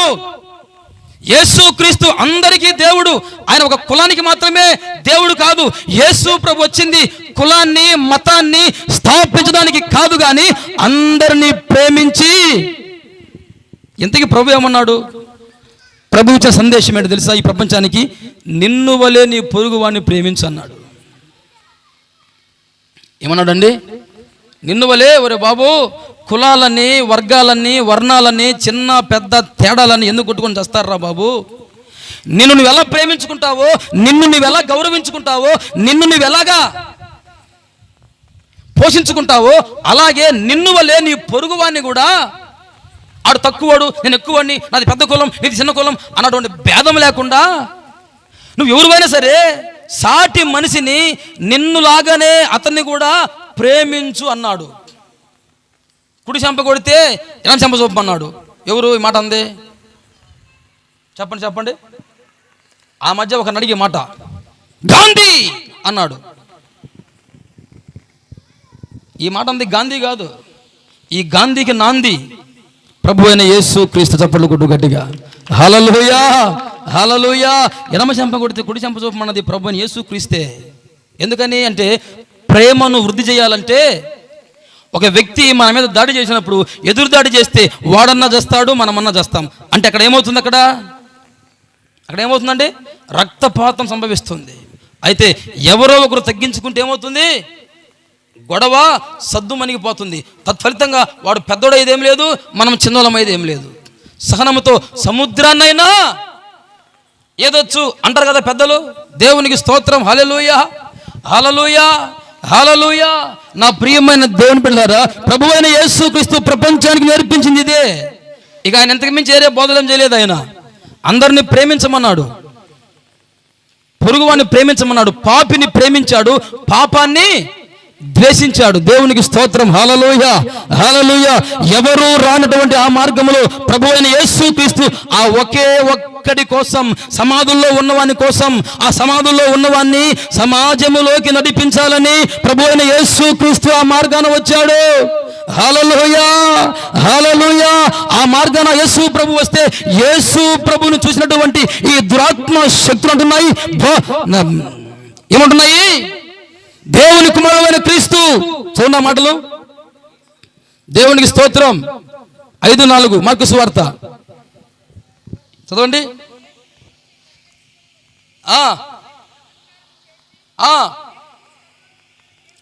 యేసు సర్వోన్నతుడైన దేవుని కుమారుడా, మాతో నీకేం పని అయ్యా? మరి నీతో కాక పని ఇంకేం పని అయ్యా? నాకు నీతోనే పని. నశించిపోతున్న వాళ్ళతోనే ప్రభుకు పని. యేసు ప్రభు వచ్చింది మతాన్ని స్థాపించడానికి కాదు, యేసు ప్రభు వచ్చింది కులాన్ని స్థాపించడానికి కాదు, యేసు ప్రభు వచ్చింది మతం మార్పిడి కోసం కాదు, మనస్సు మార్చడానికి. హల్లెలూయా, హల్లెలూయా. కొంతమంది సహోదరులకు తెలియక అపార్థం చేసుకొని క్రైస్తవులమైన మనలను ఎంతో వాళ్ళు అపార్థం చేసుకుంటూ ఉంటారు. క్రైస్తవులు అంటే మతం మార్చేవాళ్ళని. నో, క్రైస్తవుడు మతం మార్చేవాడు కాదండి, మనసు మార్చేవాడు. దేవునికి స్తోత్రం, హల్లెలూయా. క్రైస్తవ్యం అంటే మతం కాదు, మార్గము. క్రైస్తవ్యం అంటే ఇట్ ఈస్ ఏ ప్రాక్టీస్, ఇది ఒక సాధన. ఏం సాధన? ఏం సాధన? నీతిని సాధన చేయడమే క్రైస్తవ్యము. పవిత్రతను, పరిశుద్ధతను సాధన చేయడమే క్రైస్తవ్యము. అలాగే ఓర్పును, సహనాన్ని, దీర్ఘశాంతాన్ని సాధన చేస్తున్నాం, అది క్రైస్తవ్యం అంటే. అంతేగాని మతం కాదు ఇది. చాలా మందికి తెలియక కొంతమంది సహోదరులకు అనవగాహనతో వాళ్ళు పాపం అపార్థం చేసుకొని బాధపడుతుంటారు, మనల్ని అపార్థం చేసుకుంటూ ఉంటారు. క్రైస్తవ్యం అంటే మతము అనుకుంటారు. క్రైస్తవ్యం మతం కాదు, మార్గం. ఏ మార్గం? ప్రేమ మార్గము, ఓర్పు మార్గము, సహనము మార్గము. దేవునికి స్తోత్రం, హల్లెలూయా. పరిశుద్ధ మార్గము, నీతిగా జీవించే మార్గము, ఎదుటివాన్ని ప్రేమించే మార్గము, ఎదుటివాని కొరకు ప్రాణం పెట్టే మార్గము. హల్లెలూయా. కష్టంలో ఉన్నవాన్ని, నష్టంలో ఉన్నవాన్ని ఆదుకునే మార్గము. నశించిన దానిని వెదకి రక్షించుటకు యేసు క్రీస్తు ఈ లోకానికి వచ్చాడు. ఆ గెరాసేనుల దేశంలో ఒకే ఒక్కడు నశించి పోతున్నాడని ఆ సమాధుల్లో ఉన్నవాని కోసము ప్రభు అయిన యేసు క్రీస్తు ఆ మార్గాన వచ్చి ఆ సమాధుల్లో ఉన్నవాన్ని విడిపించి, విడుదల కలిగించి, ఆ దయ్యాల నుంచి, ఆ చెడు వ్యసనాల నుంచి, ఆ చెడు అనుభవాల నుంచి, ఆ చెడు అలవాట్ల నుంచి విడిపించి వాడిని ఇప్పుడు చూడండి 5వ అధ్యాయం అదే 15వ వచనం చూడండి. నేను ముగిస్తాను. జనులు జరిగినది చూడవెళ్ళి యేసునొద్దకు వచ్చి, మీరు బాగా గమనిస్తే సేన అను దయ్యములు పట్టిన వాడు ఇప్పుడు ఎలా ఉన్నాడు? బట్టలు ధరించుకొని ఉన్నాడు. అంటే అర్థం, అంతకుముందు వస్త్రాలు లేవు, నగ్నంగా ఉన్నాడు, దిగంబరిగా ఉన్నాడు, బహు భయంకరంగా ఉన్నాడు. గోర్లు పెరిగిపోయి ఉండొచ్చు, జుట్టు పెరిగిపోయి ఉండొచ్చు, గడ్డం పెరిగిపోయి ఉండొచ్చు. వాడే చూడడానికి ఒక నరరూప రాక్షసుడులాగా ఉండవచ్చు. అటువంటి భయానకమైనటువంటి వికృతమైన రూపముతో ఉన్నటువంటి ఆ వ్యక్తి యేసు ద్వారా శుద్ధుడై, యేసు ద్వారా బాగుపడి ఇప్పుడు యేసు ప్రభు పక్కలోనే ఎలా ఉన్నాడంట? స్వస్థ చిత్తుడై వస్త్రములు ధరించుకొని, దిగంబరత్వాన్ని కప్పుకొని, ఇప్పుడు డిగ్నిటీగా, ఇప్పుడు సాధు చేయబడి, ఒకప్పుడు ఎవరు కూడా సాధుపరచలేనటువంటి వ్యక్తి ఇప్పుడు సాధుపరచబడిన వాడై, సాధువుగా మారిన వాడై, వస్త్రములు ధరించుకున్న వాడై, పొందికగా, పద్ధతిగా, నియమంగా, నీతిగా, స్వస్థ చిత్తుడై, వినయ మనస్కుడై, తగ్గింపుతో, దీనత్వంతో ప్రకాశించు సుందరమైన వదనముతో ప్రభువు పాదాల చెంత కూర్చుని ఉంటే అది చూడ్డానికి ప్రజలు వస్తున్నారు. చప్పట్లు కొట్టు గట్టిగా, హల్లెలూయా. ఇంత గొప్ప మార్పు ఎలా సాధ్యమంటే ప్రభువైన యేసు క్రీస్తు ద్వారా. నా ప్రియమైన సహోదరి సహోదరుడా, ఈ మైకు శబ్ద యంత్రం ద్వారా ఈ మాటలు వింటున్నటువంటి సహోదరి సహోదరుడా, నువ్వు ఎక్కడ ఉన్నా సరే, ఎటువంటి పరిస్థితుల్లో ఉన్నా సరే, ఒకవేళ నీ బ్రతుకు కూడా ఇలాగే ఉందా? సకల విధములకు చెడు అలవాట్లకు బానిసమైపోయినావా? వాటి నుంచి బయట పడాలని ఎన్నో ప్రయత్నాలు చేసి చేసి చేసి విసిగి వేసారిపోయావేమో. అయినా ఫలితం లేక ఇక నా బ్రతుకు ఇంతే, ఇక నా జీవితం ఇంతే, నేను బాగుపడలేను, నన్ను బాగు చేసేవాడే లేడు, ఏ మందు గాని, ఏ పరిస్థితులు గాని నన్ను బాగు చేయవు, ఇక నా జీవితం ఇంతే అన్న నిరాశ నిస్పృహలో ఉన్నావేమో నా ప్రియమైన సహోదరి సహోదరుడా. ఈ రాత్రి నా ప్రభు నీతో సూటిగా తేటగా బాహాటంగా నీతోనే మాట్లాడుతున్నాడు. నువ్వు ఎటువంటి స్థితిగతుల మధ్యలో ఉన్నా సరే, నీ కోసమే నా ప్రభువు ఈ మార్గాన వచ్చాడు. హల్లెలూయా. నిన్ను బాగు చేయాలని, నిన్ను స్వస్థపరచాలని, నీకు వస్త్రాలు ధరింపజేయాలని, సమాజంలో నీవు కోల్పోయినటువంటి స్థానాన్ని తిరిగి నీకు ఇవ్వాలని, సమాజంలో వాసము చేస్తున్న నిన్ను మరలా సమాజంలోకి నడిపించాలని ఆయన వచ్చాడు ఈ ఊరికి. ఇప్పుడు నువ్వేమో అపార్థం చేసుకొని ఇది మతం మార్పిడి అనుకుంటున్నావు నా ప్రియమైన సహోదరుడా. ఇది మతం మార్పిడి కాదయ్యా, ఇది మనసు మార్పిడి. మనసు మార్పిడి అంటే అర్థం ఏంటి?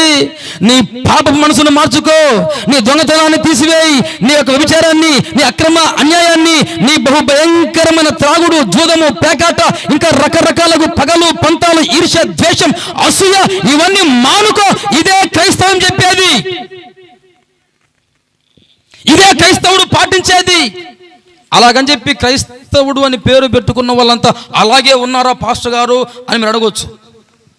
కొంతమంది అలా లేకపోయిండొచ్చు, క్రైస్తవులం అని పేరు చెప్పుకొని ఆ పేరు చెడగొట్టే వాళ్ళు ఉండొచ్చు. కానీ అందరూ అలాగా కాదు నా ప్రియమైన దేవుని బిడ్డలారా. క్రైస్తవ్యం చెప్పేదే ఇది, క్రైస్తవ్యం బోధించేదే ఇది. నీతిని బోధిస్తుంది క్రైస్తవ్యం. దేవునికి మహిమ కలుగును గాక. మిగతా అనుభవాల్లో కూడా, మిగతా వర్గాల్లో, మిగతా విశ్వాసాల్లో కూడా నీతిని బోధిస్తారు. నేను కాదనడం లేదు. క్రైస్తవ్యంలో మాత్రమే బోధిస్తారా అంటే లేదు, ఇతర మార్గాల్లో కూడా ఉంది. కానీ అయితే ఇది మేలు కలుగజేయు పురాతనమైన మార్గము. దేవునికి స్తోత్రం. హల్లెలూయా, హల్లెలూయా. నువ్వు పశ్చాత్తాపపడి ప్రభు వద్దకు వస్తే నీవు నీతిని అనుసరించగలుగునట్లు ఇంద్రియ నిగ్రహము కలిగిన ఆత్మను కూడా నీకు దేవుడే ఇస్తాడు. హల్లెలూయా, హల్లెలూయా. ఆ సౌలభ్యం ఉంది క్రైస్తవ్యంలో. బాబు, మా నమ్మకాల్లో, మా విశ్వాసాల్లో మాకు నీతిని బోధించాలంటే బోధిస్తారు. కానీ ఈ క్రైస్తవ్యంలో ఏమిటంటే నువ్వు పశ్చాత్తాపపడి ప్రభు వద్దకు వచ్చి, ప్రభువా నాకు సహాయం చేయి తండ్రి, ఎందుకంటే నీవు కామ, క్రోధ, లోభ, మోహ, మదమత్సర్యాలు లేని పవిత్రమైన వాడవు కనుక పవిత్రంగా జీవించాలంటే నీకు మాత్రమే సాధ్యమయ్యా. అంతే కదండి. ఈతొచ్చిన వాడే నీళ్ళలో పడిపోయిన వాడిని ఈతొచ్చిన వాడే రక్షించగలడు. కానీ ఈతరాని వాడు కూడా నీళ్ళలో పడిపోయిన వాడిని కాపాడాలని నీళ్ళలోకి దూకితే ఏమవుతుంది? ఇద్దరు మునిగిపోతారు. అయితే నా ప్రభు అయిన యేసుక్రీస్తు ఈత వచ్చిన వాడు. ఆమేన్, హల్లెలూయా, హల్లెలూయా. అంటే రక్షించుటకు సమర్థుడు. దేవునికి మహిమ కలుగును గాక. హల్లెలూయా. అందుకే ఆ మధ్య ఒక పాట పాడాను. రక్షించుటకైనా శిక్షించుటకైనా నీవే యోగ్యుడవయ్యా, పాపమేలేని పరిశుద్ధుడవు, నిష్కలంక చరితుడవు, నిజమైన దేవుడవు, యుగ యుగములలో సజీవుడవు, నా ఆరాధనకు యోగ్యుడా, నాశీర్వదించే దేవుడా, నా యేసయ్యా, నా ఆరాధనకు యోగ్యుడా, నాశీర్వదించే దేవుడా, నా యేసయ్యా.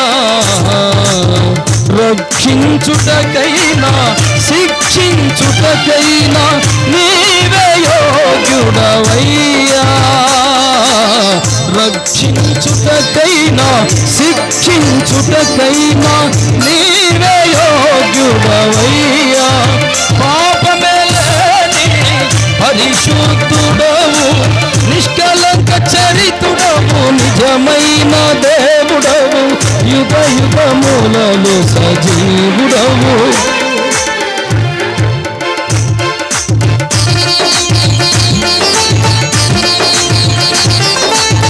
దరిద్రుడనైనా దరి చేరినావే నీవు, అర్హత లేని నాకు ఆశ్రయమైనావు,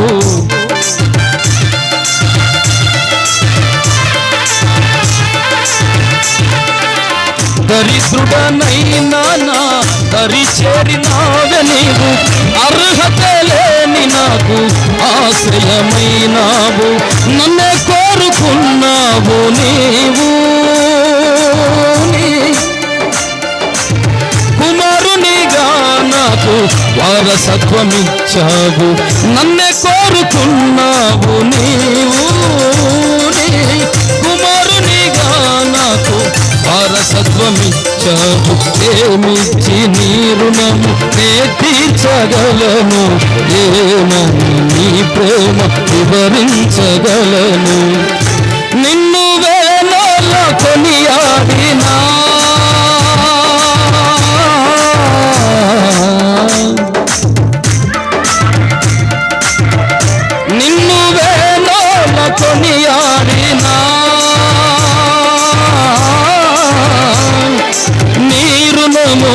తీరునా, నీ రుణము తీరునా, ఆరాధనకు యోగ్యుడా, ఆశీర్వదించే దేవుడా. హల్లెలూయా. నిన్ను రక్షించాలన్నా, నిన్ను శిక్షించాలన్నా సమర్థుడు ఆయనే గనుక ఆయన మాత్రమే నిన్ను పాపము నుంచి విడిపించగలడు. నీతిగా జీవించగలిగినట్లు నీ దిగంబరత్వాన్ని కప్పి, నీకు వస్త్రమును కప్పి, నిన్ను నీతిమంతునిగా సంఘములో, సమాజములో, సమాజంలో ఉన్న నిన్ను సమాజములోకి నడిపించగలడు. సబ్బను కొడు గట్టిగా హల్లెలూయా. అది యేసు ప్రభువుకు మాత్రమే సాధ్యం. కారణం ఆయన పరిశుద్ధుడు, కామ క్రోధ లోభ మోహ మద మత్సర్యాలు లేనివాడు. ఈ దయ్యాలు పట్టిన వాడిని మార్చాడు, వస్త్రాలు ఇచ్చాడు, దిగంబరత్వాన్ని కప్పాడు, సమాధుల్లో ఉన్నవాడిని సమాజంలోనికి నడిపించాడు. దేవునికి స్తోత్రం. హల్లెలూయా, హల్లెలూయా. ఒకప్పుడు అతన్ని చూసి అందరూ పారిపోయిన వాళ్ళే, ఇప్పుడైతే మారినటువంటి ఆ వ్యక్తిని చూద్దామని జనాలు గుంపులు గుంపులుగా బండ్లు కట్టుకొని మరీ వస్తున్నారు. దేవునికి స్తోత్రం. హల్లెలూయా. ఇది ఎలా సాధ్యమంటే ప్రభువైన యేసు క్రీస్తు ద్వారా. ఈ రాత్రి ఈ వాక్య, ఈ శబ్ద యంత్రం ద్వారా ఈ మాటలు వింటున్నటువంటి సహోదరి సహోదరుడా, ప్రియమైనటువంటి ప్రజలారా, గ్రామస్తులారా, నా ప్రభువైన యేసు క్రీస్తు మతం మార్చడానికి రాలేదు, నీ జీవితాన్ని మార్చడానికి వచ్చాడు. స్తోత్రం. హల్లెలూయా, హల్లెలూయా. నలిగిపోయిన నిన్ను, విరిగిపోయిన నిన్ను, వంగిపోయిన నిన్ను, కృంగిపోయిన నిన్ను పైకి లేపి నీ జీవితాన్ని విప్లవాత్మకముగా మార్చి, నీకు వస్త్రాలు ధరింపజేసి, నీ అవమానాన్ని, నీ కన్నీళ్లను రెట్టింపు ఘనతగా చేయాలని ఆయన వచ్చాడు.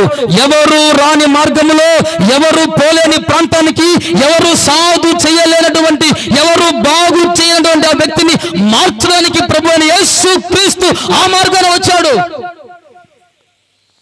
ఎవరు రాని విధంగా ఆయన దిగి వచ్చాడు మానవ రూపములో. దేవునికి మహిమ కలుగును గాక. దేవాది దేవుడయుండి, ప్రభువులకు ప్రభువయుండి, రాజులకు రాజయుండి, ఆయన నీకై నాకై మనందరి కొరకై దీనాతి దీనునిగా మానవ అవతారమున దిగి వచ్చినటువంటి సృష్టికర్త. హల్లెలూయా. ఈ లోకంలో ఎంతో మంది మహానుభావులు, మహనీయులు, మహాగణులు ఉండొచ్చు. వారెవరు చేయనటువంటి ఆ పవిత్రమైనటువంటి కార్యం యజ్ఞం గావించి ప్రభు అయిన యేసు క్రీస్తు జరిగించాడు. దేవునికి మహిమ కలుగును గాక. హల్లెలూయా. ఇదిగో నేనున్నాను. ఒకప్పుడు భయంకరమైనటువంటి అన్యుణ్ణి, ఒకప్పుడు దొంగను, నేను ఒకప్పుడు చాలా భయంకరమైన వ్యక్తిని. ఈరోజు ఈ తెల్ల బట్టలు ధరించుకొని ఇక్కడ మీ ముందు నిలబడి ఈ 2 మాటలు చెప్పడానికి కూడా అర్హత లేదు నాకు. ఒకప్పుడు అటువంటి వాడిని, ఈ సేనాదయం పట్టిన వాడిని నేనే. ఒకప్పుడు ఈ సేనాదయం పట్టిన వాళ్ళు ఎన్ని అనుభవాలు ఉన్నాయి, ఒకప్పుడు నాలో అన్ని అనుభవాలు ఉన్నాయి. అన్ని అలవాట్లకు బానిసని, చిరు ప్రాయంలోనే, చిన్న వయసులోనే జీవితాన్ని సర్వనాశనం చేసుకున్న వ్యక్తిని ఒకప్పుడు నేను. మొక్కని మొక్కు లేదు, ఎక్కని మెట్టు లేదు, తిరగని ప్రాంతము లేదు, కట్టని తాయెత్తు లేదు, వేయని మంత్రము లేదు, తంత్రము లేదు. అన్ని చూసి చూసి చూసి చూసి చూసి విసిగి వేసారిపోయి ఉన్నదంతా ఓడగొట్టుకొని అన్న వస్త్రాల కోసం పోతే ఉన్న వస్త్రాలు పోయినట్టు నా పరిస్థితి అయిపోయింది. అయితే అటువంటి నా కోసం నా ప్రభు అయిన యేసు క్రీస్తు ఎవరు రాలేని మార్గంలో వచ్చాడు. హల్లెలూయా, హల్లెలూయా. నా బ్రతుకును సేనాదయం పట్టిన వాడిగా ఉన్నట్టు నా బ్రతుకును కూడా ప్రభు అయిన యేసు క్రీస్తు మార్చాడు. ఒకప్పుడు యేసు క్రీస్తు అంటే ఎవరో నాకు తెలియదు, అసహ్యం కూడా. యేసు ప్రభు అంటే అదిగో ఆయన అల్ల వాళ్ళ దేవుడు అనుకునేవాడిని, తెలియక ఒకప్పుడు. అందుకే ఆ మధ్య మరొక పాట కూడా రాశాను. స్తోత్రం. హల్లెలూయా. యూట్యూబ్లో మా పాటలు ఉన్నాయి. యూట్యూబ్లో నా పేరు శ్రీనివాసులు, ఒకప్పుడు ఇంటి పేరు దాసరి శ్రీనివాసులు. నన్ను మా చదువుకునే ప్రాంతంలో బ్రూస్లీ అని పిలిచేవాళ్ళు. కారణం ఏంటంటే అందరిని కొట్టేవాడిని కాబట్టి, అందరిని కరెంట్ ఫైట్ చేసి కొట్టేవాడిని కాబట్టి. పొట్టిగా ఉన్నా కూడా చాలా గట్టిగానే ఉండేవాడిని ఆ రోజుల్లో. ఏమండి, అందరిని కొట్టేవాడిని కాబట్టి నన్ను బ్రూస్లీ అని పిలిచేవాళ్ళు. అటువంటి వ్యక్తిని. దేవునికి స్తోత్రం. హల్లెలూయా. ఖచ్చితంగా ఒక వ్యక్తితో పోట్లాడితే రక్తము కళ్ళ చూడకుండా వదిలిపెట్టేది లేదు. ఒక క్రూరమైన మృగం లాంటి వాడిని. తల్లిని కొట్టాను, తండ్రిని కొట్టాను, అన్నదమ్ముల్ని కొట్టాను, ఎవరిని కొట్టినా కూడా రక్తము ఖచ్చితంగా రావాలి. అది నా కంటికి కనబడితేనే నాకు శాంతం, లేకపోతే ప్రశాంతం ఉండదు. ఖచ్చితంగా రక్తం కలదూడాల్సిందే. అటువంటి క్రూరమైన మృగాన్ని అండి ఒకప్పుడు నేను. నా ప్రియమైన దేవుని బిడ్డలారా, మరి అటువంటి భయంకరమైనటువంటి నన్ను ఎవరు మార్చారంటే ప్రభు అయిన యేసు క్రీస్తు మార్చాడు. హల్లెలూయా, హల్లెలూయా, హల్లెలూయా. నా ప్రియమైన దేవుని బిడ్డలారా, నేను మారిన తర్వాత కూడా కొంతమందికి నమ్మకం లేక పెళ్లి చేసుకుందామంటే నాకు పిల్లని కూడా ఎవరు ఇవ్వలా. అమ్మో అని చెప్పి మారిన తర్వాత కూడా ఎవరికి నమ్మకం లేక పెళ్లి చేసుకుందామని నాకు పిల్ల కూడా దొరకలా. ఎవరు నమ్మలా నన్ను? ఈయన నమ్మాడు. దేవునికి స్తోత్రం, హల్లెలూయా. ఏమండి, ఈయన నమ్మాడు, నన్ను ఎవరు నమ్మలా. ఈయన నమ్మి వాళ్ళ చెల్లెల నుంచి నాకు పెళ్లి చేశాడు. దేవునికి స్తోత్రం, హల్లెలూయా. అదిగో అక్కడ ఉంది మా పాస్టమ్మ, చక్కగా. ఇదిగో వీళ్ళిద్దరు నా కొడుకులే. ఎవరు అనుకుంటున్నారా? నా కొడుకులు, పెద్దోడు చిన్నోడు. అదిగో రెండో అబ్బాయి ఉన్నాడు. దేవునికి మహిమ కలుగును గాక, స్తోత్రం. ఈ కుటుంబాన్ని ఇలా మార్చింది ఎవరండి? ఒకప్పుడు నా పరిస్థితి ఏంటండి? ఒకప్పుడు నా స్థితిగతి ఏమిటండి? నన్ను ఎవరు కూడా దగ్గరకు తీసుకున్న వాళ్ళు లేరు. బంధువుల్లో, సంఘములో, సమాజంలో ఏ మాత్రం మంచి పేరు లేదు. ఎవరు కూడా మా క్షేమాన్ని కోరుకున్నవాడు లేడు. ఎప్పుడు చేస్తాడు పనికి మాలిన దొంగన డాసు అనుకునే వాళ్ళే కానీ నా క్షేమాన్ని, నా మంచిని కోరుకునే వాళ్ళు ఎవరు లేరు. అందరూ పారిపోయే వాళ్ళు. అబ్బా వాడితో మనకెందుకు నాయనా అని చెప్పి ఒంటరిగా స్కూల్లో చదువుకునే రోజుల్లో కూడా ఒంటరి వాడిని. ఎక్కడ ఉన్నా కూడా అందరూ ఆడుకుంటా ఉంటే నన్ను ఎవరు ఆటకు పిలిచేవాళ్ళు కాదు. ఎందుకని? ఆటలోకి పోయినా కూడా ఖచ్చితంగా ఏదో వంకతో ఎవరినకుండా ఖచ్చితంగా కొట్టాల్సిందే. అందుకని భయపడి అందరూ పారిపోయేవాళ్ళు. స్కూల్లో కూడా లాస్ట్ బెంచ్ నాకు వెలివేయబడినట్టు. చిన్నప్పటి నుంచే వెలివేయబడిన జీవితం నా ప్రియమైనది. చాలా రెబల్గా ఉండేవాడిని. ఎక్కువ ఉగ్రవాదపు భావాలు ఉండేవి నాలో. అన్యాయం సహించేవాడిని కాదు అసలు, పొరపాటున కూడా. తీవ్రవాద భావజాలం, ఉగ్రవాద భావజాలం ఉండేది. నన్ను కానీ ప్రభు మార్చి ఉండకపోతే నేను ఖచ్చితంగా ఒక ఉగ్రవాదినో, ఒక తీవ్రవాదినో, ఒక నక్సలైట్నో అయి ఉండేవాడిని ఖచ్చితంగా. నన్ను ప్రభు పట్టుకోకపోయి ఉంటే ఖచ్చితంగా అలా అయి ఉండేవాడిని. ఇంతవరకు బ్రతికి ఉండేవాడినో చచ్చిపోయి ఉండేవాడినో కూడా తెలియదు. నా ప్రియమైన దేవుని బిడ్డలారా, నాకున్నటువంటి అటువంటి అనుభవాలు. అలాగే పోలీసులతో కూడా నాకు కొన్ని సంఘటనలు జరిగితే వాళ్ళ మీద, పోలీసు వ్యవస్థ మీద కూడా పగబట్టి నక్సలైట్గా మారి వాళ్ళ మీద యుద్ధం చేయాలని చెప్పి చిన్నప్పటి నుంచి మంట మండుతుండేది. కారణం ఏంటంటే కొంతమంది పోలీసుల వలన నాకు జరిగిన అన్యాయాన్ని బట్టి. అలాగని అందరూ కాదు, కొంతమంది ఉన్నారు. అటువంటి పరిస్థితుల్లో ఉన్న నన్ను ప్రభు అయిన యేసు క్రీస్తు మార్చాడు. హల్లెలూయా. నాలో ఉన్న దయ్యాలన్నింటినీ కూడా ఆయన తొలగించాడు. నన్నెలా మార్చిన దేవుడు నిన్నెలా మార్చగలడు? నిన్ను ఇంతగా మార్చగలడు? నా ప్రియమైన సహోదరి సహోదరుడా, ఈ రాత్రి కాల సమయంలో ఆ వ్యక్తికి విలువ. ఒకప్పుడు నన్ను చూసి అందరూ పారిపోయే వాళ్ళైతే ఇప్పుడు నాకు యేసు ప్రభు ఈ తెల్లటి వస్త్రాలు ధరింపజేసి సంఘములో, సమాజంలో ఎక్కడకు వెళ్ళినా కూడా ఈ గాడిదకు వందనాలు. కొంతమంది నన్ను గౌరవిస్తూ ఉంటే నాకు టక్కన అది గుర్తొస్తుంది. అసలు నేను అర్హునేనా? నేను యోగ్యునేనా? నేను పాత్రున్నా ఈ గౌరవానికి, ఈ వందనాలకి? అసలు నా జీవితం ఏంటొకప్పుడు పెద్ద వాళ్ళు కూడా వాళ్ళు కుర్చీలు దిగి నాకు కుర్చీ వేస్తూ ఉంటే నాకు హృదయం ద్రవించిపోతుంటుంది. ప్రభువా ఏంటయ్యా,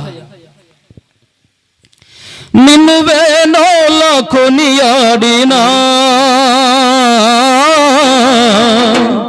నిరుణము తీరునా, దరిద్రుడనైనా నా దరిచేరినావే నీవు, అర్హతే లేని నాకు ఆశ్రయమైనావు, నన్నే కోరుకున్నావు నీవు, నీ కుమారునిగా నాకు వారసత్వమిచ్చావు, ఏమిచ్చి నీ రుణము నే తీర్చగలను, ఏమని నీ ప్రేమ వివరించగలను, నిన్ను వేణోలో కొనియాడినా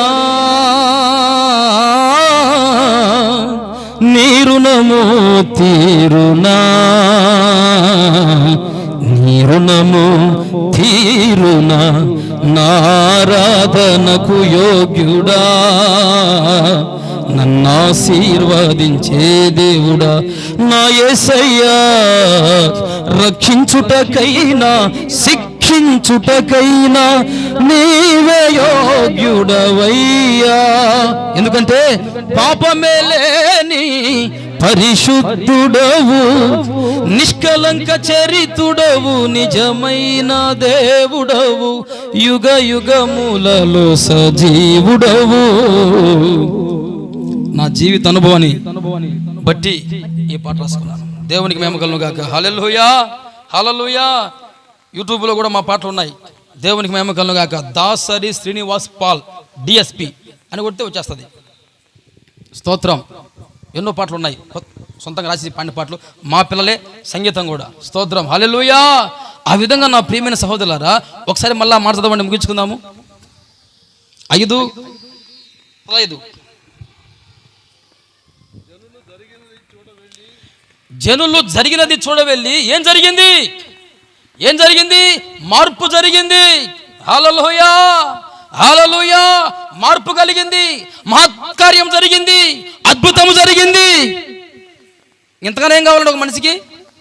బ్రతుకు మారడం కన్నా అద్భుతం ఏమన్నా ఉందా? జీవితం మారడం కన్నా, తలంపులు మారడం కన్నా, ఆలోచన సరళి మారడం కన్నా, ఉన్న దాంతోనే సంతృప్తిగా జీవించడం కన్నా ఇంకేం అద్భుతం జరగాలి? యేసు ప్రభు నమ్ముకుంటే నువ్వు తాగుతున్నది గంజి అయినా సరే అందులోనే సంతృప్తి కలుగుతుంది. ఆమేన్. నేను యేసు ప్రభు నమ్ముకుని ధనవంతుని కాలేదండి. యేసు ప్రభు నమ్ముకున్నా కాబట్టి ధనవంతునే కాలేదు, ఆస్తిమంతునే కాలేదు, స్థలాలు పొలాలు వస్తు వాహనాలు ఏమి నాకు రాలేదు. కానీ తినేది పచ్చడి మెతుకులే అయినా కూడా సంతృప్తి. ఆమేన్, హల్లెలూయా. గంజి తాగినా కూడా ఆనందం, ఆరోగ్యం. నీ సేవ మార్గములో ఉత్సాహం సగితివే, ఉరికురికి పని చేయ నాకు ఆరోగ్యం ఇచ్చితివే, ఉరికురికి పని చేయ నాకు ఆరోగ్యం ఇచ్చితివే. స్తోత్ర బలి, స్తోత్ర బలి, మంచి దేవా నీకేనయ్యా. శుభవేళ ఆనందమే, నా తండ్రి నీ చిరుపాదమే. శుభవేళ ఆనందమే, నా తండ్రి నీ చిరుపాదమే.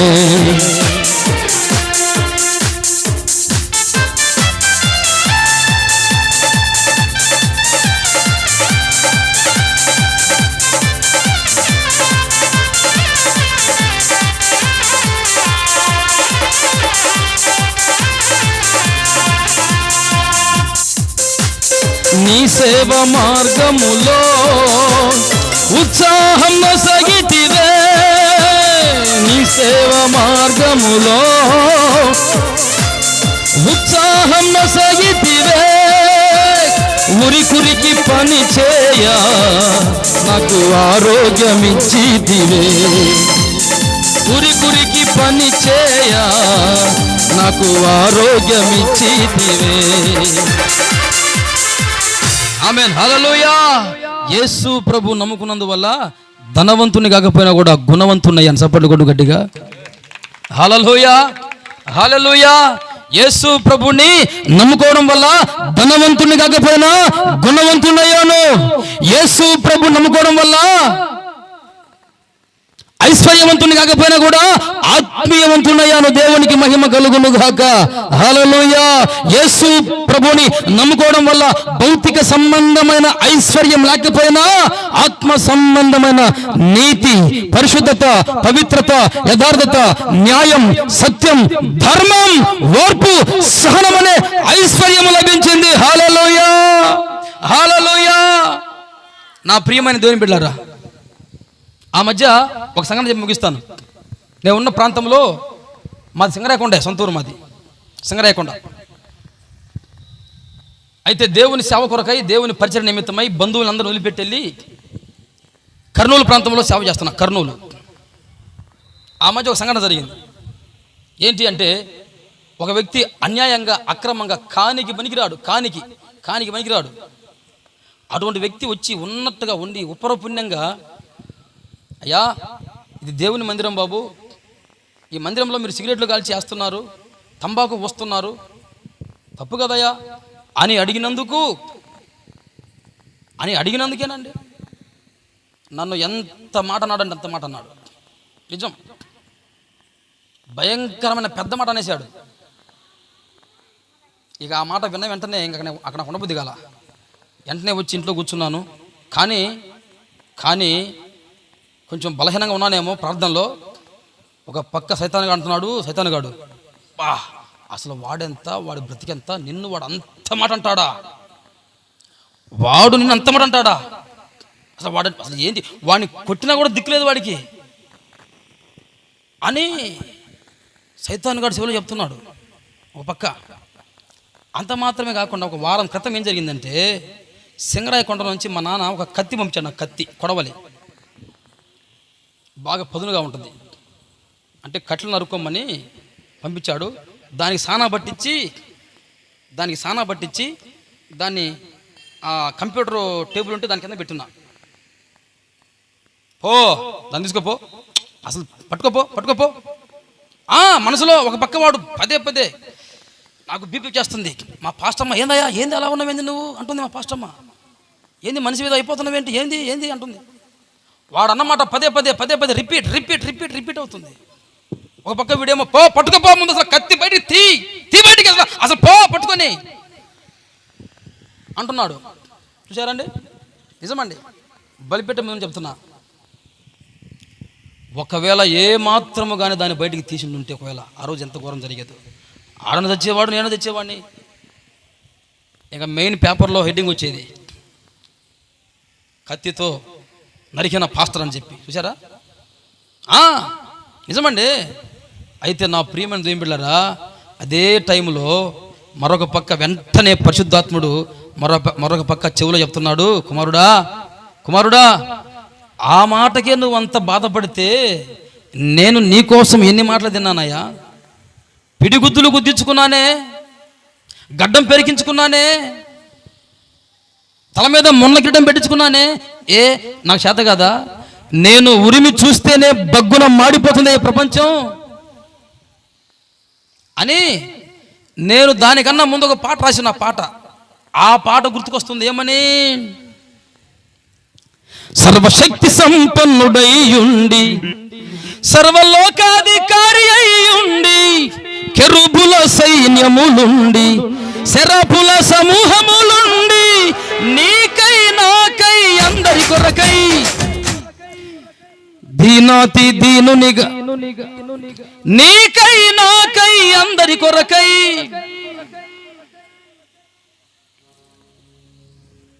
నిస్సహాయునిగా నిలబడినాడు. ఏంటది? ఆయన యేసు ప్రభు కంట ఆయనే సర్వశక్తి సంపన్నుడయ్యుండి సర్వలోకాధికారి అయ్యుండి. అదొక ఎత్తైతే కెరూబుల సైన్యాలు, సెరాపుల సమూహాలు, ఒక్క మిఖాయేలు దూత ఒక్క రౌండ్లోనే 1,85,000 మందిని చంపేస్తాడు. ఒక్క రౌండ్లోనే, అంటే కనురెప్ప పాటులో ఒక్క దూత, మిఖాయేలు దూత 1,85,000 మందిని చంపేస్తాడు ఒక్క రౌండ్లోనే. అనగానే అటువంటి దూత ఇక కత్తి బట్టి కదము దొక్కి విజృంభిస్తే ఈ ప్రపంచానికి ఒక్కడు చాలు. అటువంటి సమూహాలు ఉన్నాయి ఆయన దగ్గర. మన వెనక 10 మంది ఉంటే మనల్ని ఎవరన్నా పట్టుకుంటారేక అనము. మనకు సపోర్ట్ ఉంటే వెనకాల ఆగుతామా? ఏమండి ఆగుతామా? నువ్వెంత అంటంగా.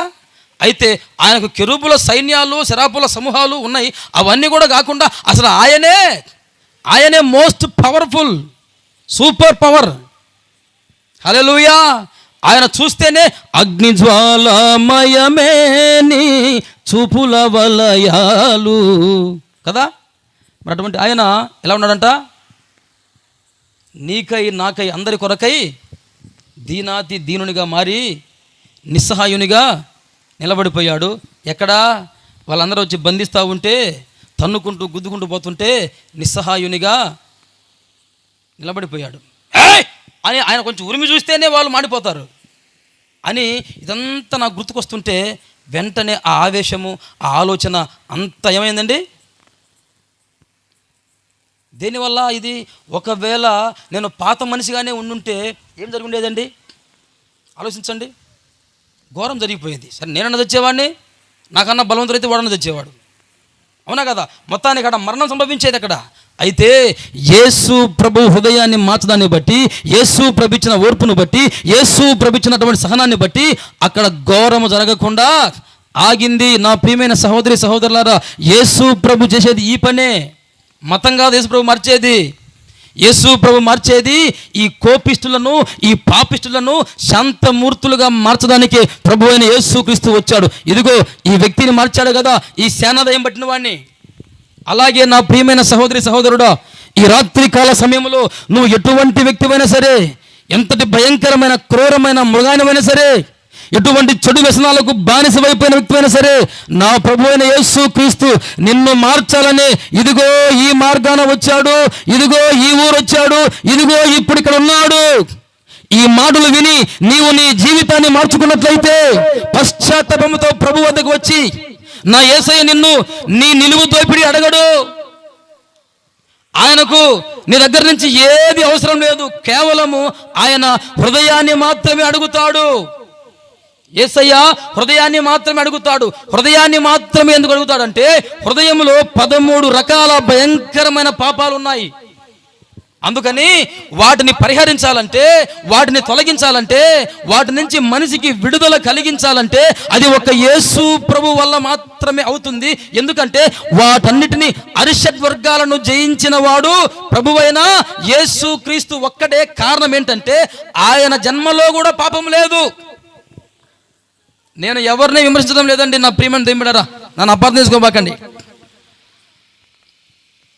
యేసు ప్రభు జన్మలో కూడా పాపము లేదు. పవిత్రునిగా జన్మించిన వాడు, కామ క్రోధ లోభ మోహ మద మత్సర్యాలు లేని అజన్మ బ్రహ్మచారి కనుక ఆయన మాత్రమే వీటన్నిటిని జయించాడు. కనుక ఈత బాగా వచ్చినవాడు కనుక నీళ్ళలో పడిపోయిన నిన్ను, పాపమనే నీళ్ళలో పడిపోయిన నిన్ను, పాపమనే లోతులో పడిపోయిన నిన్ను పైకి లేపి ఒడ్డుకు చేర్చగలిగిన వాడు, మోక్షానికి నడిపించగలిగిన వాడు యేసు క్రీస్తు ఒక్కడే. అందుకే ఆయన వచ్చింది. ఈ రాత్రి ఈ మాటలు విని నీవు కూడా ఆయన వద్దకు రాగలిగినట్లయితే, ప్రభువా నేను పాపిని, నన్ను క్షమించు, నా బ్రతుకును మార్చు, నా స్థితిని మార్చు, నా గతిని మార్చని ప్రభు అని నీవు కూడా ప్రభు సన్నిధిలో, ప్రభు చెంత, ప్రభు పాదాల చెంత నీవు కూడా పశ్చాత్తాపంతో ఈ చిన్న ప్రార్థన చేయగలిగినట్లయితే, నా ప్రియమైన సహోదరి సహోదరుడా, ఆ కుష్ఠరోగి బ్రతుకును మార్చిన దేవుడు, ఆ దెయ్యములు పట్టిన వాని బ్రతుకును మార్చిన దేవుడు, సమాజంలో నుంచి సమాజంలోకి నడిపించిన దేవుడు నిన్ను కూడా ఆ విధముగా మార్చగలిగిన వాడు. ఇంకా చెప్పాలంటే చాలా విషయాలు ఉన్నాయి నా ప్రియమైన దేవుని బిడ్డలారా. చనిపోయిన వారిని కూడా ప్రభు పైకి లేపాడు, సమాధిలో నుంచి సమాజంలో నడిపించాడు. ఆయన కుంటి వారికి కాళ్ళిచ్చాడు, మూగవారికి నోరిచ్చాడు, కళ్ళు లేని వారికి కళ్ళిచ్చాడు, కళ్ళు జరిపించాడు. ఆయన అద్భుతములు చేయగలిగిన వాడు. ఈ రాత్రి కాల సమయంలో నువ్వు ఎటువంటి వ్యాధితో, మానసిక రోగమైనా, శరీర వ్యాధి అయినా, బాధ అయినా, అది మానసిక రోగమైనా, ఎటువంటిదైనా సరే, ఈ రాత్రి నువ్వు ప్రభు వద్దకు వచ్చి నువ్వు ఏమి దేవునికి ఇవ్వనవసరం లేదు. నీ నిలువు దోపిడి ఆయనకు అవసరం లేదు. నీ పుచ్చిపోయిన వెంట్రుకలు ఆయనకు అవసరం లేదు. నీ పేలు పట్టిన వెంట్రుకలు ఆయనకు అవసరం లేదు. నా చిన్నప్పుడు నాకు బాగా పేలు పట్టినప్పుడల్లా పోయేవాడిని దేవుని దగ్గరికి. బాగా పేలు పట్టినప్పుడల్లా పోయేవాడిని, పోయి శుభ్రంగా చేసుకొని వచ్చేవాడిని. అది నా బతుకు అట ఒకప్పుడు. అందుకని చిన్నప్పుడు నా తలకాయ మీద తబలా బాగా వాయించేవాడు మా మాస్టర్ గారు. ఆయన మంచి తబలా ప్లేయర్ లాగా ఉన్నాడు మా మాస్టరు. ఆయన తబలా బాగా వాయిస్తుండేవాడు, లంపట్టి తైలంగుడ్డని చిన్నప్పుడు. అయితే నా ప్రభు అయినటువంటి యేసుక్రీస్తు అవేమి అడగడు. నిన్ను ఏమడుగుతాడు? ఆయన హృదయాన్ని అడుగుతాడు. దేవునికి స్తోత్రం. పశ్చాత్తాపంతో, ప్రభువా నేను పాపినయ్యా, విడుదల పొందాలని ఆశ ఉంది కానీ నా బ్రతుకును మార్చుకోలేకపోతున్నా, నీకిష్టమైతే దేవునికి స్తోత్రం, హల్లెలూయా. ఆ కుష్ఠరోగి అడిగాడే, నీకు ఇష్టమైతే నన్ను శుద్ధి చేయగలవని చెప్పి. ఆయన అంటాడు, నాకు ఇష్టమే. ఒక పాపి మారడం నాకు ఇష్టమే. నేను వచ్చింది కూడా అందుకే కదా, నశించిన దానిని వెతికి రక్షించడానికే ఈ భూలోకానికి ఆ దైవత్వాన్ని విడిచిపెట్టి, ఆ మహిమను విడిచిపెట్టి, మానవ ఆకారాన్ని సంతరించుకొని దిగి వచ్చిన దేవుణ్ణి అని ఆయన అంటున్నాడు. కనుక నా ప్రియమైన సహోదరులారా, ఈ రాత్రి కాల సమయంలో యేసు ప్రభు నిన్నేమి అడగడు కానీ, నీ కట్న కానుకలు, నీ ధనభోగ వస్తువాహన పేరు ప్రఖ్యాతి ఏం అవసరం లేదు కానీ ప్రభుకి హృదయాన్ని అడుగుతున్నాడు. మోకరించు, ప్రభు సన్నిధిలో ప్రార్థన చేసుకుందాం. నా ప్రియమైన సహోదరులారా మోకరించండి, మోకరించండి. ప్రియమైన దేవుని బిడ్డలారా మోకరించండి అందరూ. ఓ థ్యాంక్ యూ జీసస్. నా ప్రియమైన సహోదరుడా, ఆ కుష్ఠరోగి తన రోగాన్ని బట్టి, లేదా తన పాపాన్ని బట్టి, తన చెడు వ్యసనాలను బట్టి, తన చెడ్డతనాన్ని బట్టి, తన యొక్క అక్రమ కార్యాలను బట్టి ఎవరికి ఇష్టం లేనివాడుగా మారిపోయాడు. అందరి చేత ద్వేషించబడినవాడిగా, దూషించబడినవాడిగా, వెలివేయబడినవాడిగా, తోయబడినవాడిగా, నెట్టివేయబడినవాడిగా, అసహ్యునిగా మారిపోయాడు. కారణం అతని జీవితం, అతని యొక్క భౌతిక సంబంధమైన లేక ఆత్మ సంబంధమైన రోగాన్ని బట్టి.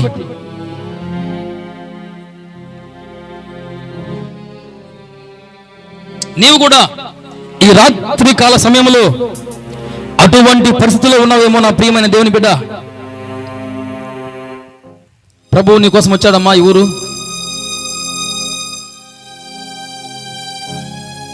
నిన్ను ప్రేమించిన దేవుడు ఈ మాటలు నీకు చెప్పాలని దైవ సేవకులను ప్రేరేపించి మిమ్మల్ని ప్రేమించి దైవ సేవకులను ప్రేరేపించి ఎటువంటి లాభాపేక్ష లేకుండా మీకు దేవుని మాటలు వినిపించాలని ఎంతో ఖర్చు చేసి,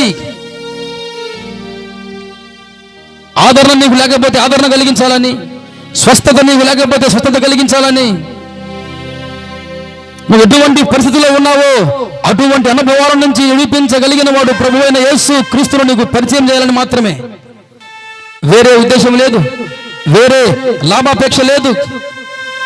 మాకున్న వాటిని ఖర్చు చేసి దేవుని కొరకు మా జీవితాలను వ్యయం చేసుకొని, అందరిని విడిచిపెట్టి, అన్నదమ్ములను, అక్క చెల్లెండ్రులను, ఉన్న ఊరిని, ఆస్తి పాస్తులను విడిచిపెట్టి దైవ సేవకులు ఈ ముక్కు ముఖం తెలియని ప్రాంతానికి వచ్చి ఎంతమంది ఏమనుకున్నా, రకరకాలుగా నిందించిన దేవుని ప్రేమను మీకు ప్రకటించడానికే ఈ సభలు ఏర్పాటు చేసుకున్నారు నా ప్రియమైన దేవుని బిడ్డలారా. అంతేగాని మత్తమ మార్చడానికి కాదయ్యా. తమ్ముడు, అన్నయ్య, అక్క, చెల్లెమ్మ, తల్లి, తండ్రి, మత మార్పిడి కోసం కాదు నానా. నిన్ను ప్రేమించి నీ మనసును ఒకవేళ చెడ్డవాడివిగా ఉంటే సమాజంలో నీకు మాన మర్యాదలు లేకుండా ప్రవర్తిస్తుంటే అటువంటి నీకు గౌరవాన్ని కలిగించి, గుర్తింపును కలిగించి, నేను ఒక మనిషిగా మార్చి సమాజంలో నేను నిలబెట్టాలన్నదే ఈ సభల ఉద్దేశం. అంతేగాని మత మార్పిడి కోసం కాదు నా ప్రియమైన సహోదరులారా. క్రైస్తవ్యం అంటే మతం మార్చేది కాదు, మనసును మార్చేది. చెడ్డ మనసును తొలగించి నీతి మనసును, యథార్థమైన మనసును, ఎదుటివాడిని ప్రేమించే మనసు, ఎదుటివాడితో నీకున్నదాన్ని పంచుకునే మనసు, ఎదుటివాడి కొరకు ప్రాణము పెట్టే మనసు. నా ప్రభువైన యేసుక్రీస్తు పాపులమైన మన కొరకు ప్రాణం పెట్టాడు. కొంతమంది అనుకుంటున్నట్టు సిలువలో ఆయన చనిపోయాడంటే చేతగాక కాదు, నీకై నాకై మనందరి పాపముల కొరకై ప్రాయశ్చిత్తము చెల్లించాడు. నా ప్రియమైన దేవుని బిడ్డ, నా ప్రియమైన సహోదరుడా, ఒక భయంకరమైనటువంటి విగ్రహారాధకుడు ఒకప్పుడు నేను. నా జీవితాన్ని ఎవరు మార్చలేదు, నా బ్రతుకుని ఎవరు మార్చలేదు, నా స్థితిని ఎవరు మార్చలేదు. ఎన్నో ప్రాంతాలు తిరిగి తంత్రాలు, తాయెత్తులు, మంత్రాలు వేసినా కూడా, ఎన్ని ప్రాంతాలు తిరిగినా కూడా నా బ్రతుకు మారలేదయ్యా. నాకు నిగ్రహ శక్తి, వ్యభిచారాన్ని విడిచిపెట్టే శక్తి నాకు లభించలేదు, దొంగతనం విడిచిపెట్టే శక్తి నాకు లభించలేదు, పాపాన్ని విడిచిపెట్టే శక్తి నాకు లభించలేదు. అయితే యేసు ప్రభు నా బ్రతుకును మార్చాడు, నా జీవితాన్ని మార్చాడు, నాకు నిగ్రహాన్ని ఇచ్చాడు, వాటిని జయించే మనసునిచ్చాడు, నన్ను నీతిమంతునిగా మార్చాడు, నిర్దోషిగా తీర్చాడు.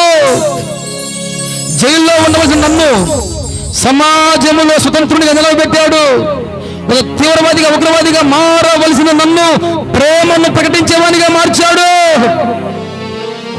ఇందుకోసమే ఇదే కదా ప్రేమ, యేసయ్య ప్రేమ. నీ జీవన రాగాలలో నీ నామమే ప్రతిధ్వనించెనే, నా విమోచకుడా యేసయ్యా. నీ జీవన రాగాలలో నీ నామమే ప్రతిధ్వనించెనే, నా విమోచకుడా యేసయ్యా.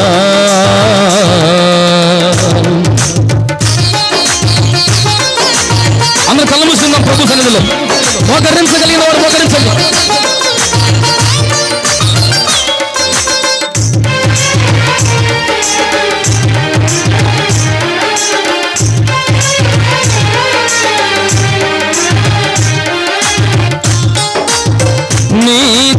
నీతిమంతునిగా నన్ను తీర్చి నీదు ఆత్మతో నన్ను నింపినందునా,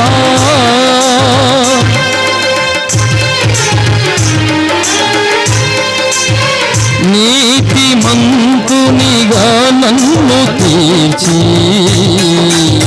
నీదు ఆత్మతో నన్ను నింపినందునా, నీవు చూపిన నీ కృపనే మరువలేను, నీవు చూపిన నీ కృపనే మరువలేను, నా విమోచకుడా యేసయ్యా. నీ జీవన రాగాలలో నీ నామమే ప్రతిధ్వనించెనే, నీ జీవన రాగాలలో నీ నామమే ప్రతిధ్వనించెనే, నా విమోచకుడా యేసయ్యా. మమతలూరించే వారెవరు లేరని నిరాశల చెర నుండి విడిపించినందునా,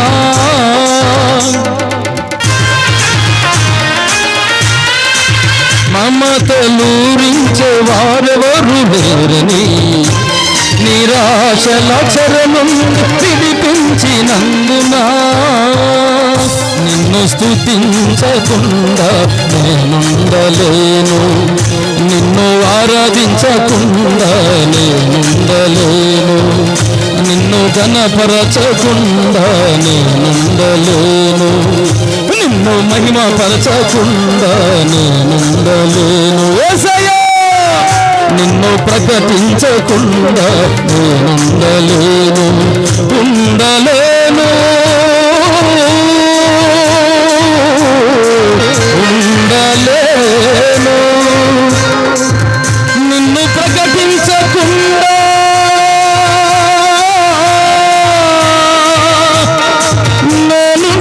నేనుండలేను, ఉండలేను,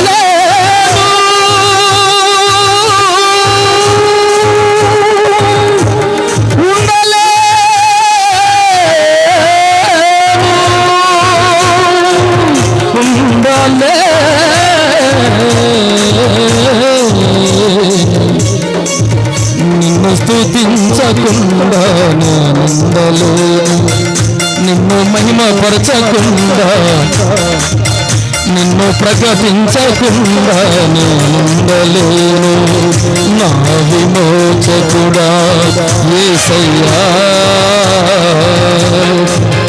నీ జీవన రాగాలలో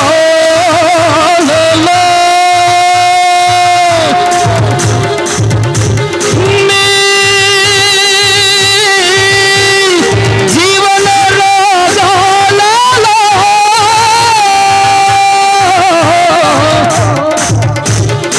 నీ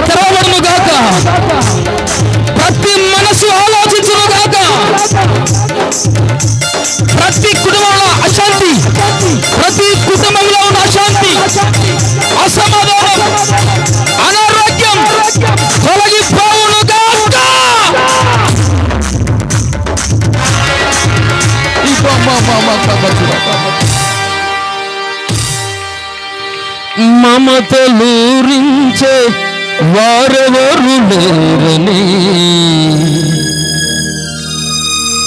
నిరాశల చెర నుండి విడిపించినందునా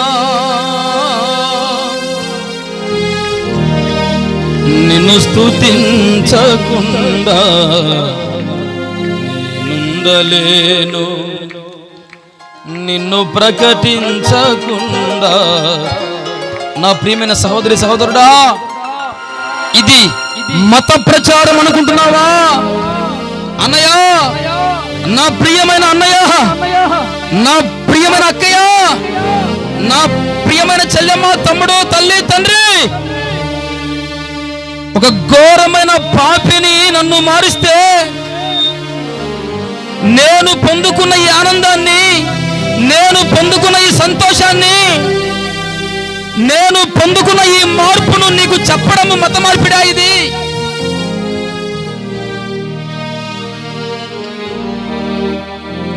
ఒక షాపులో చౌకగా సరుకులు దొరుకుతున్నాయంటే నువ్వు వెళ్ళి చెప్పవా? అందరికీ చెప్పవా?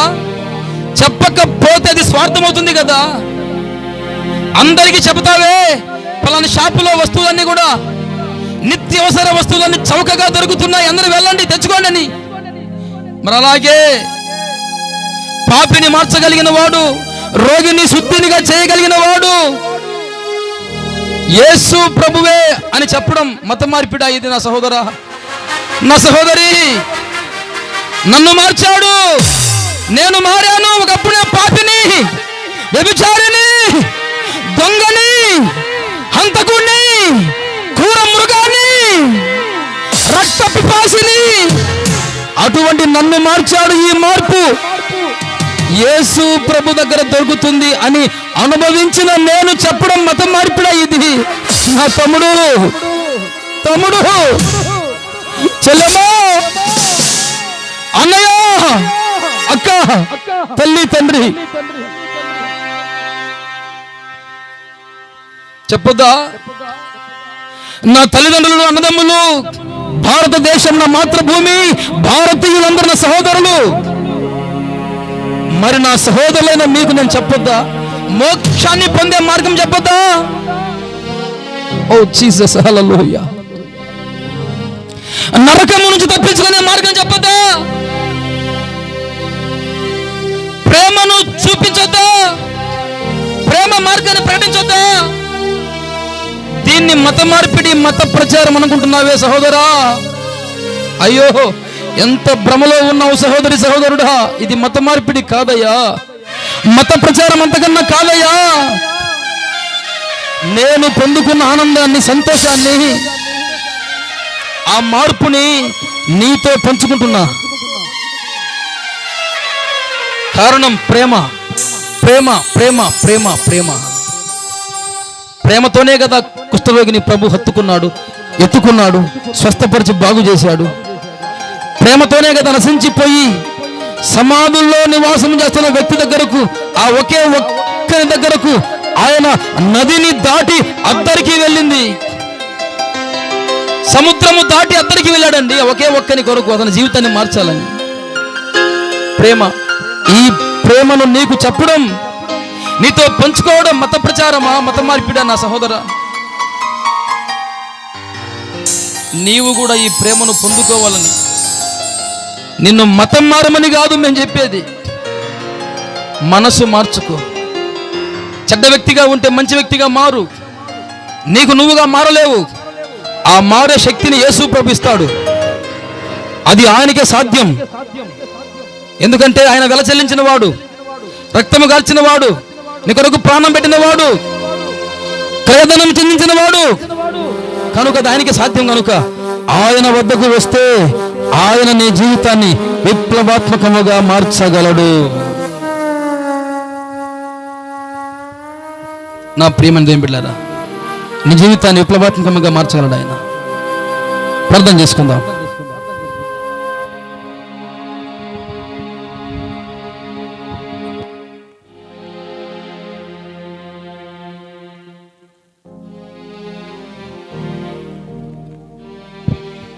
ప్రేమ కలిగిన మా దేవా, మీ పాదాలకి స్తోత్రాలు, వందనాలు చెల్లిస్తూ ఉన్నాం.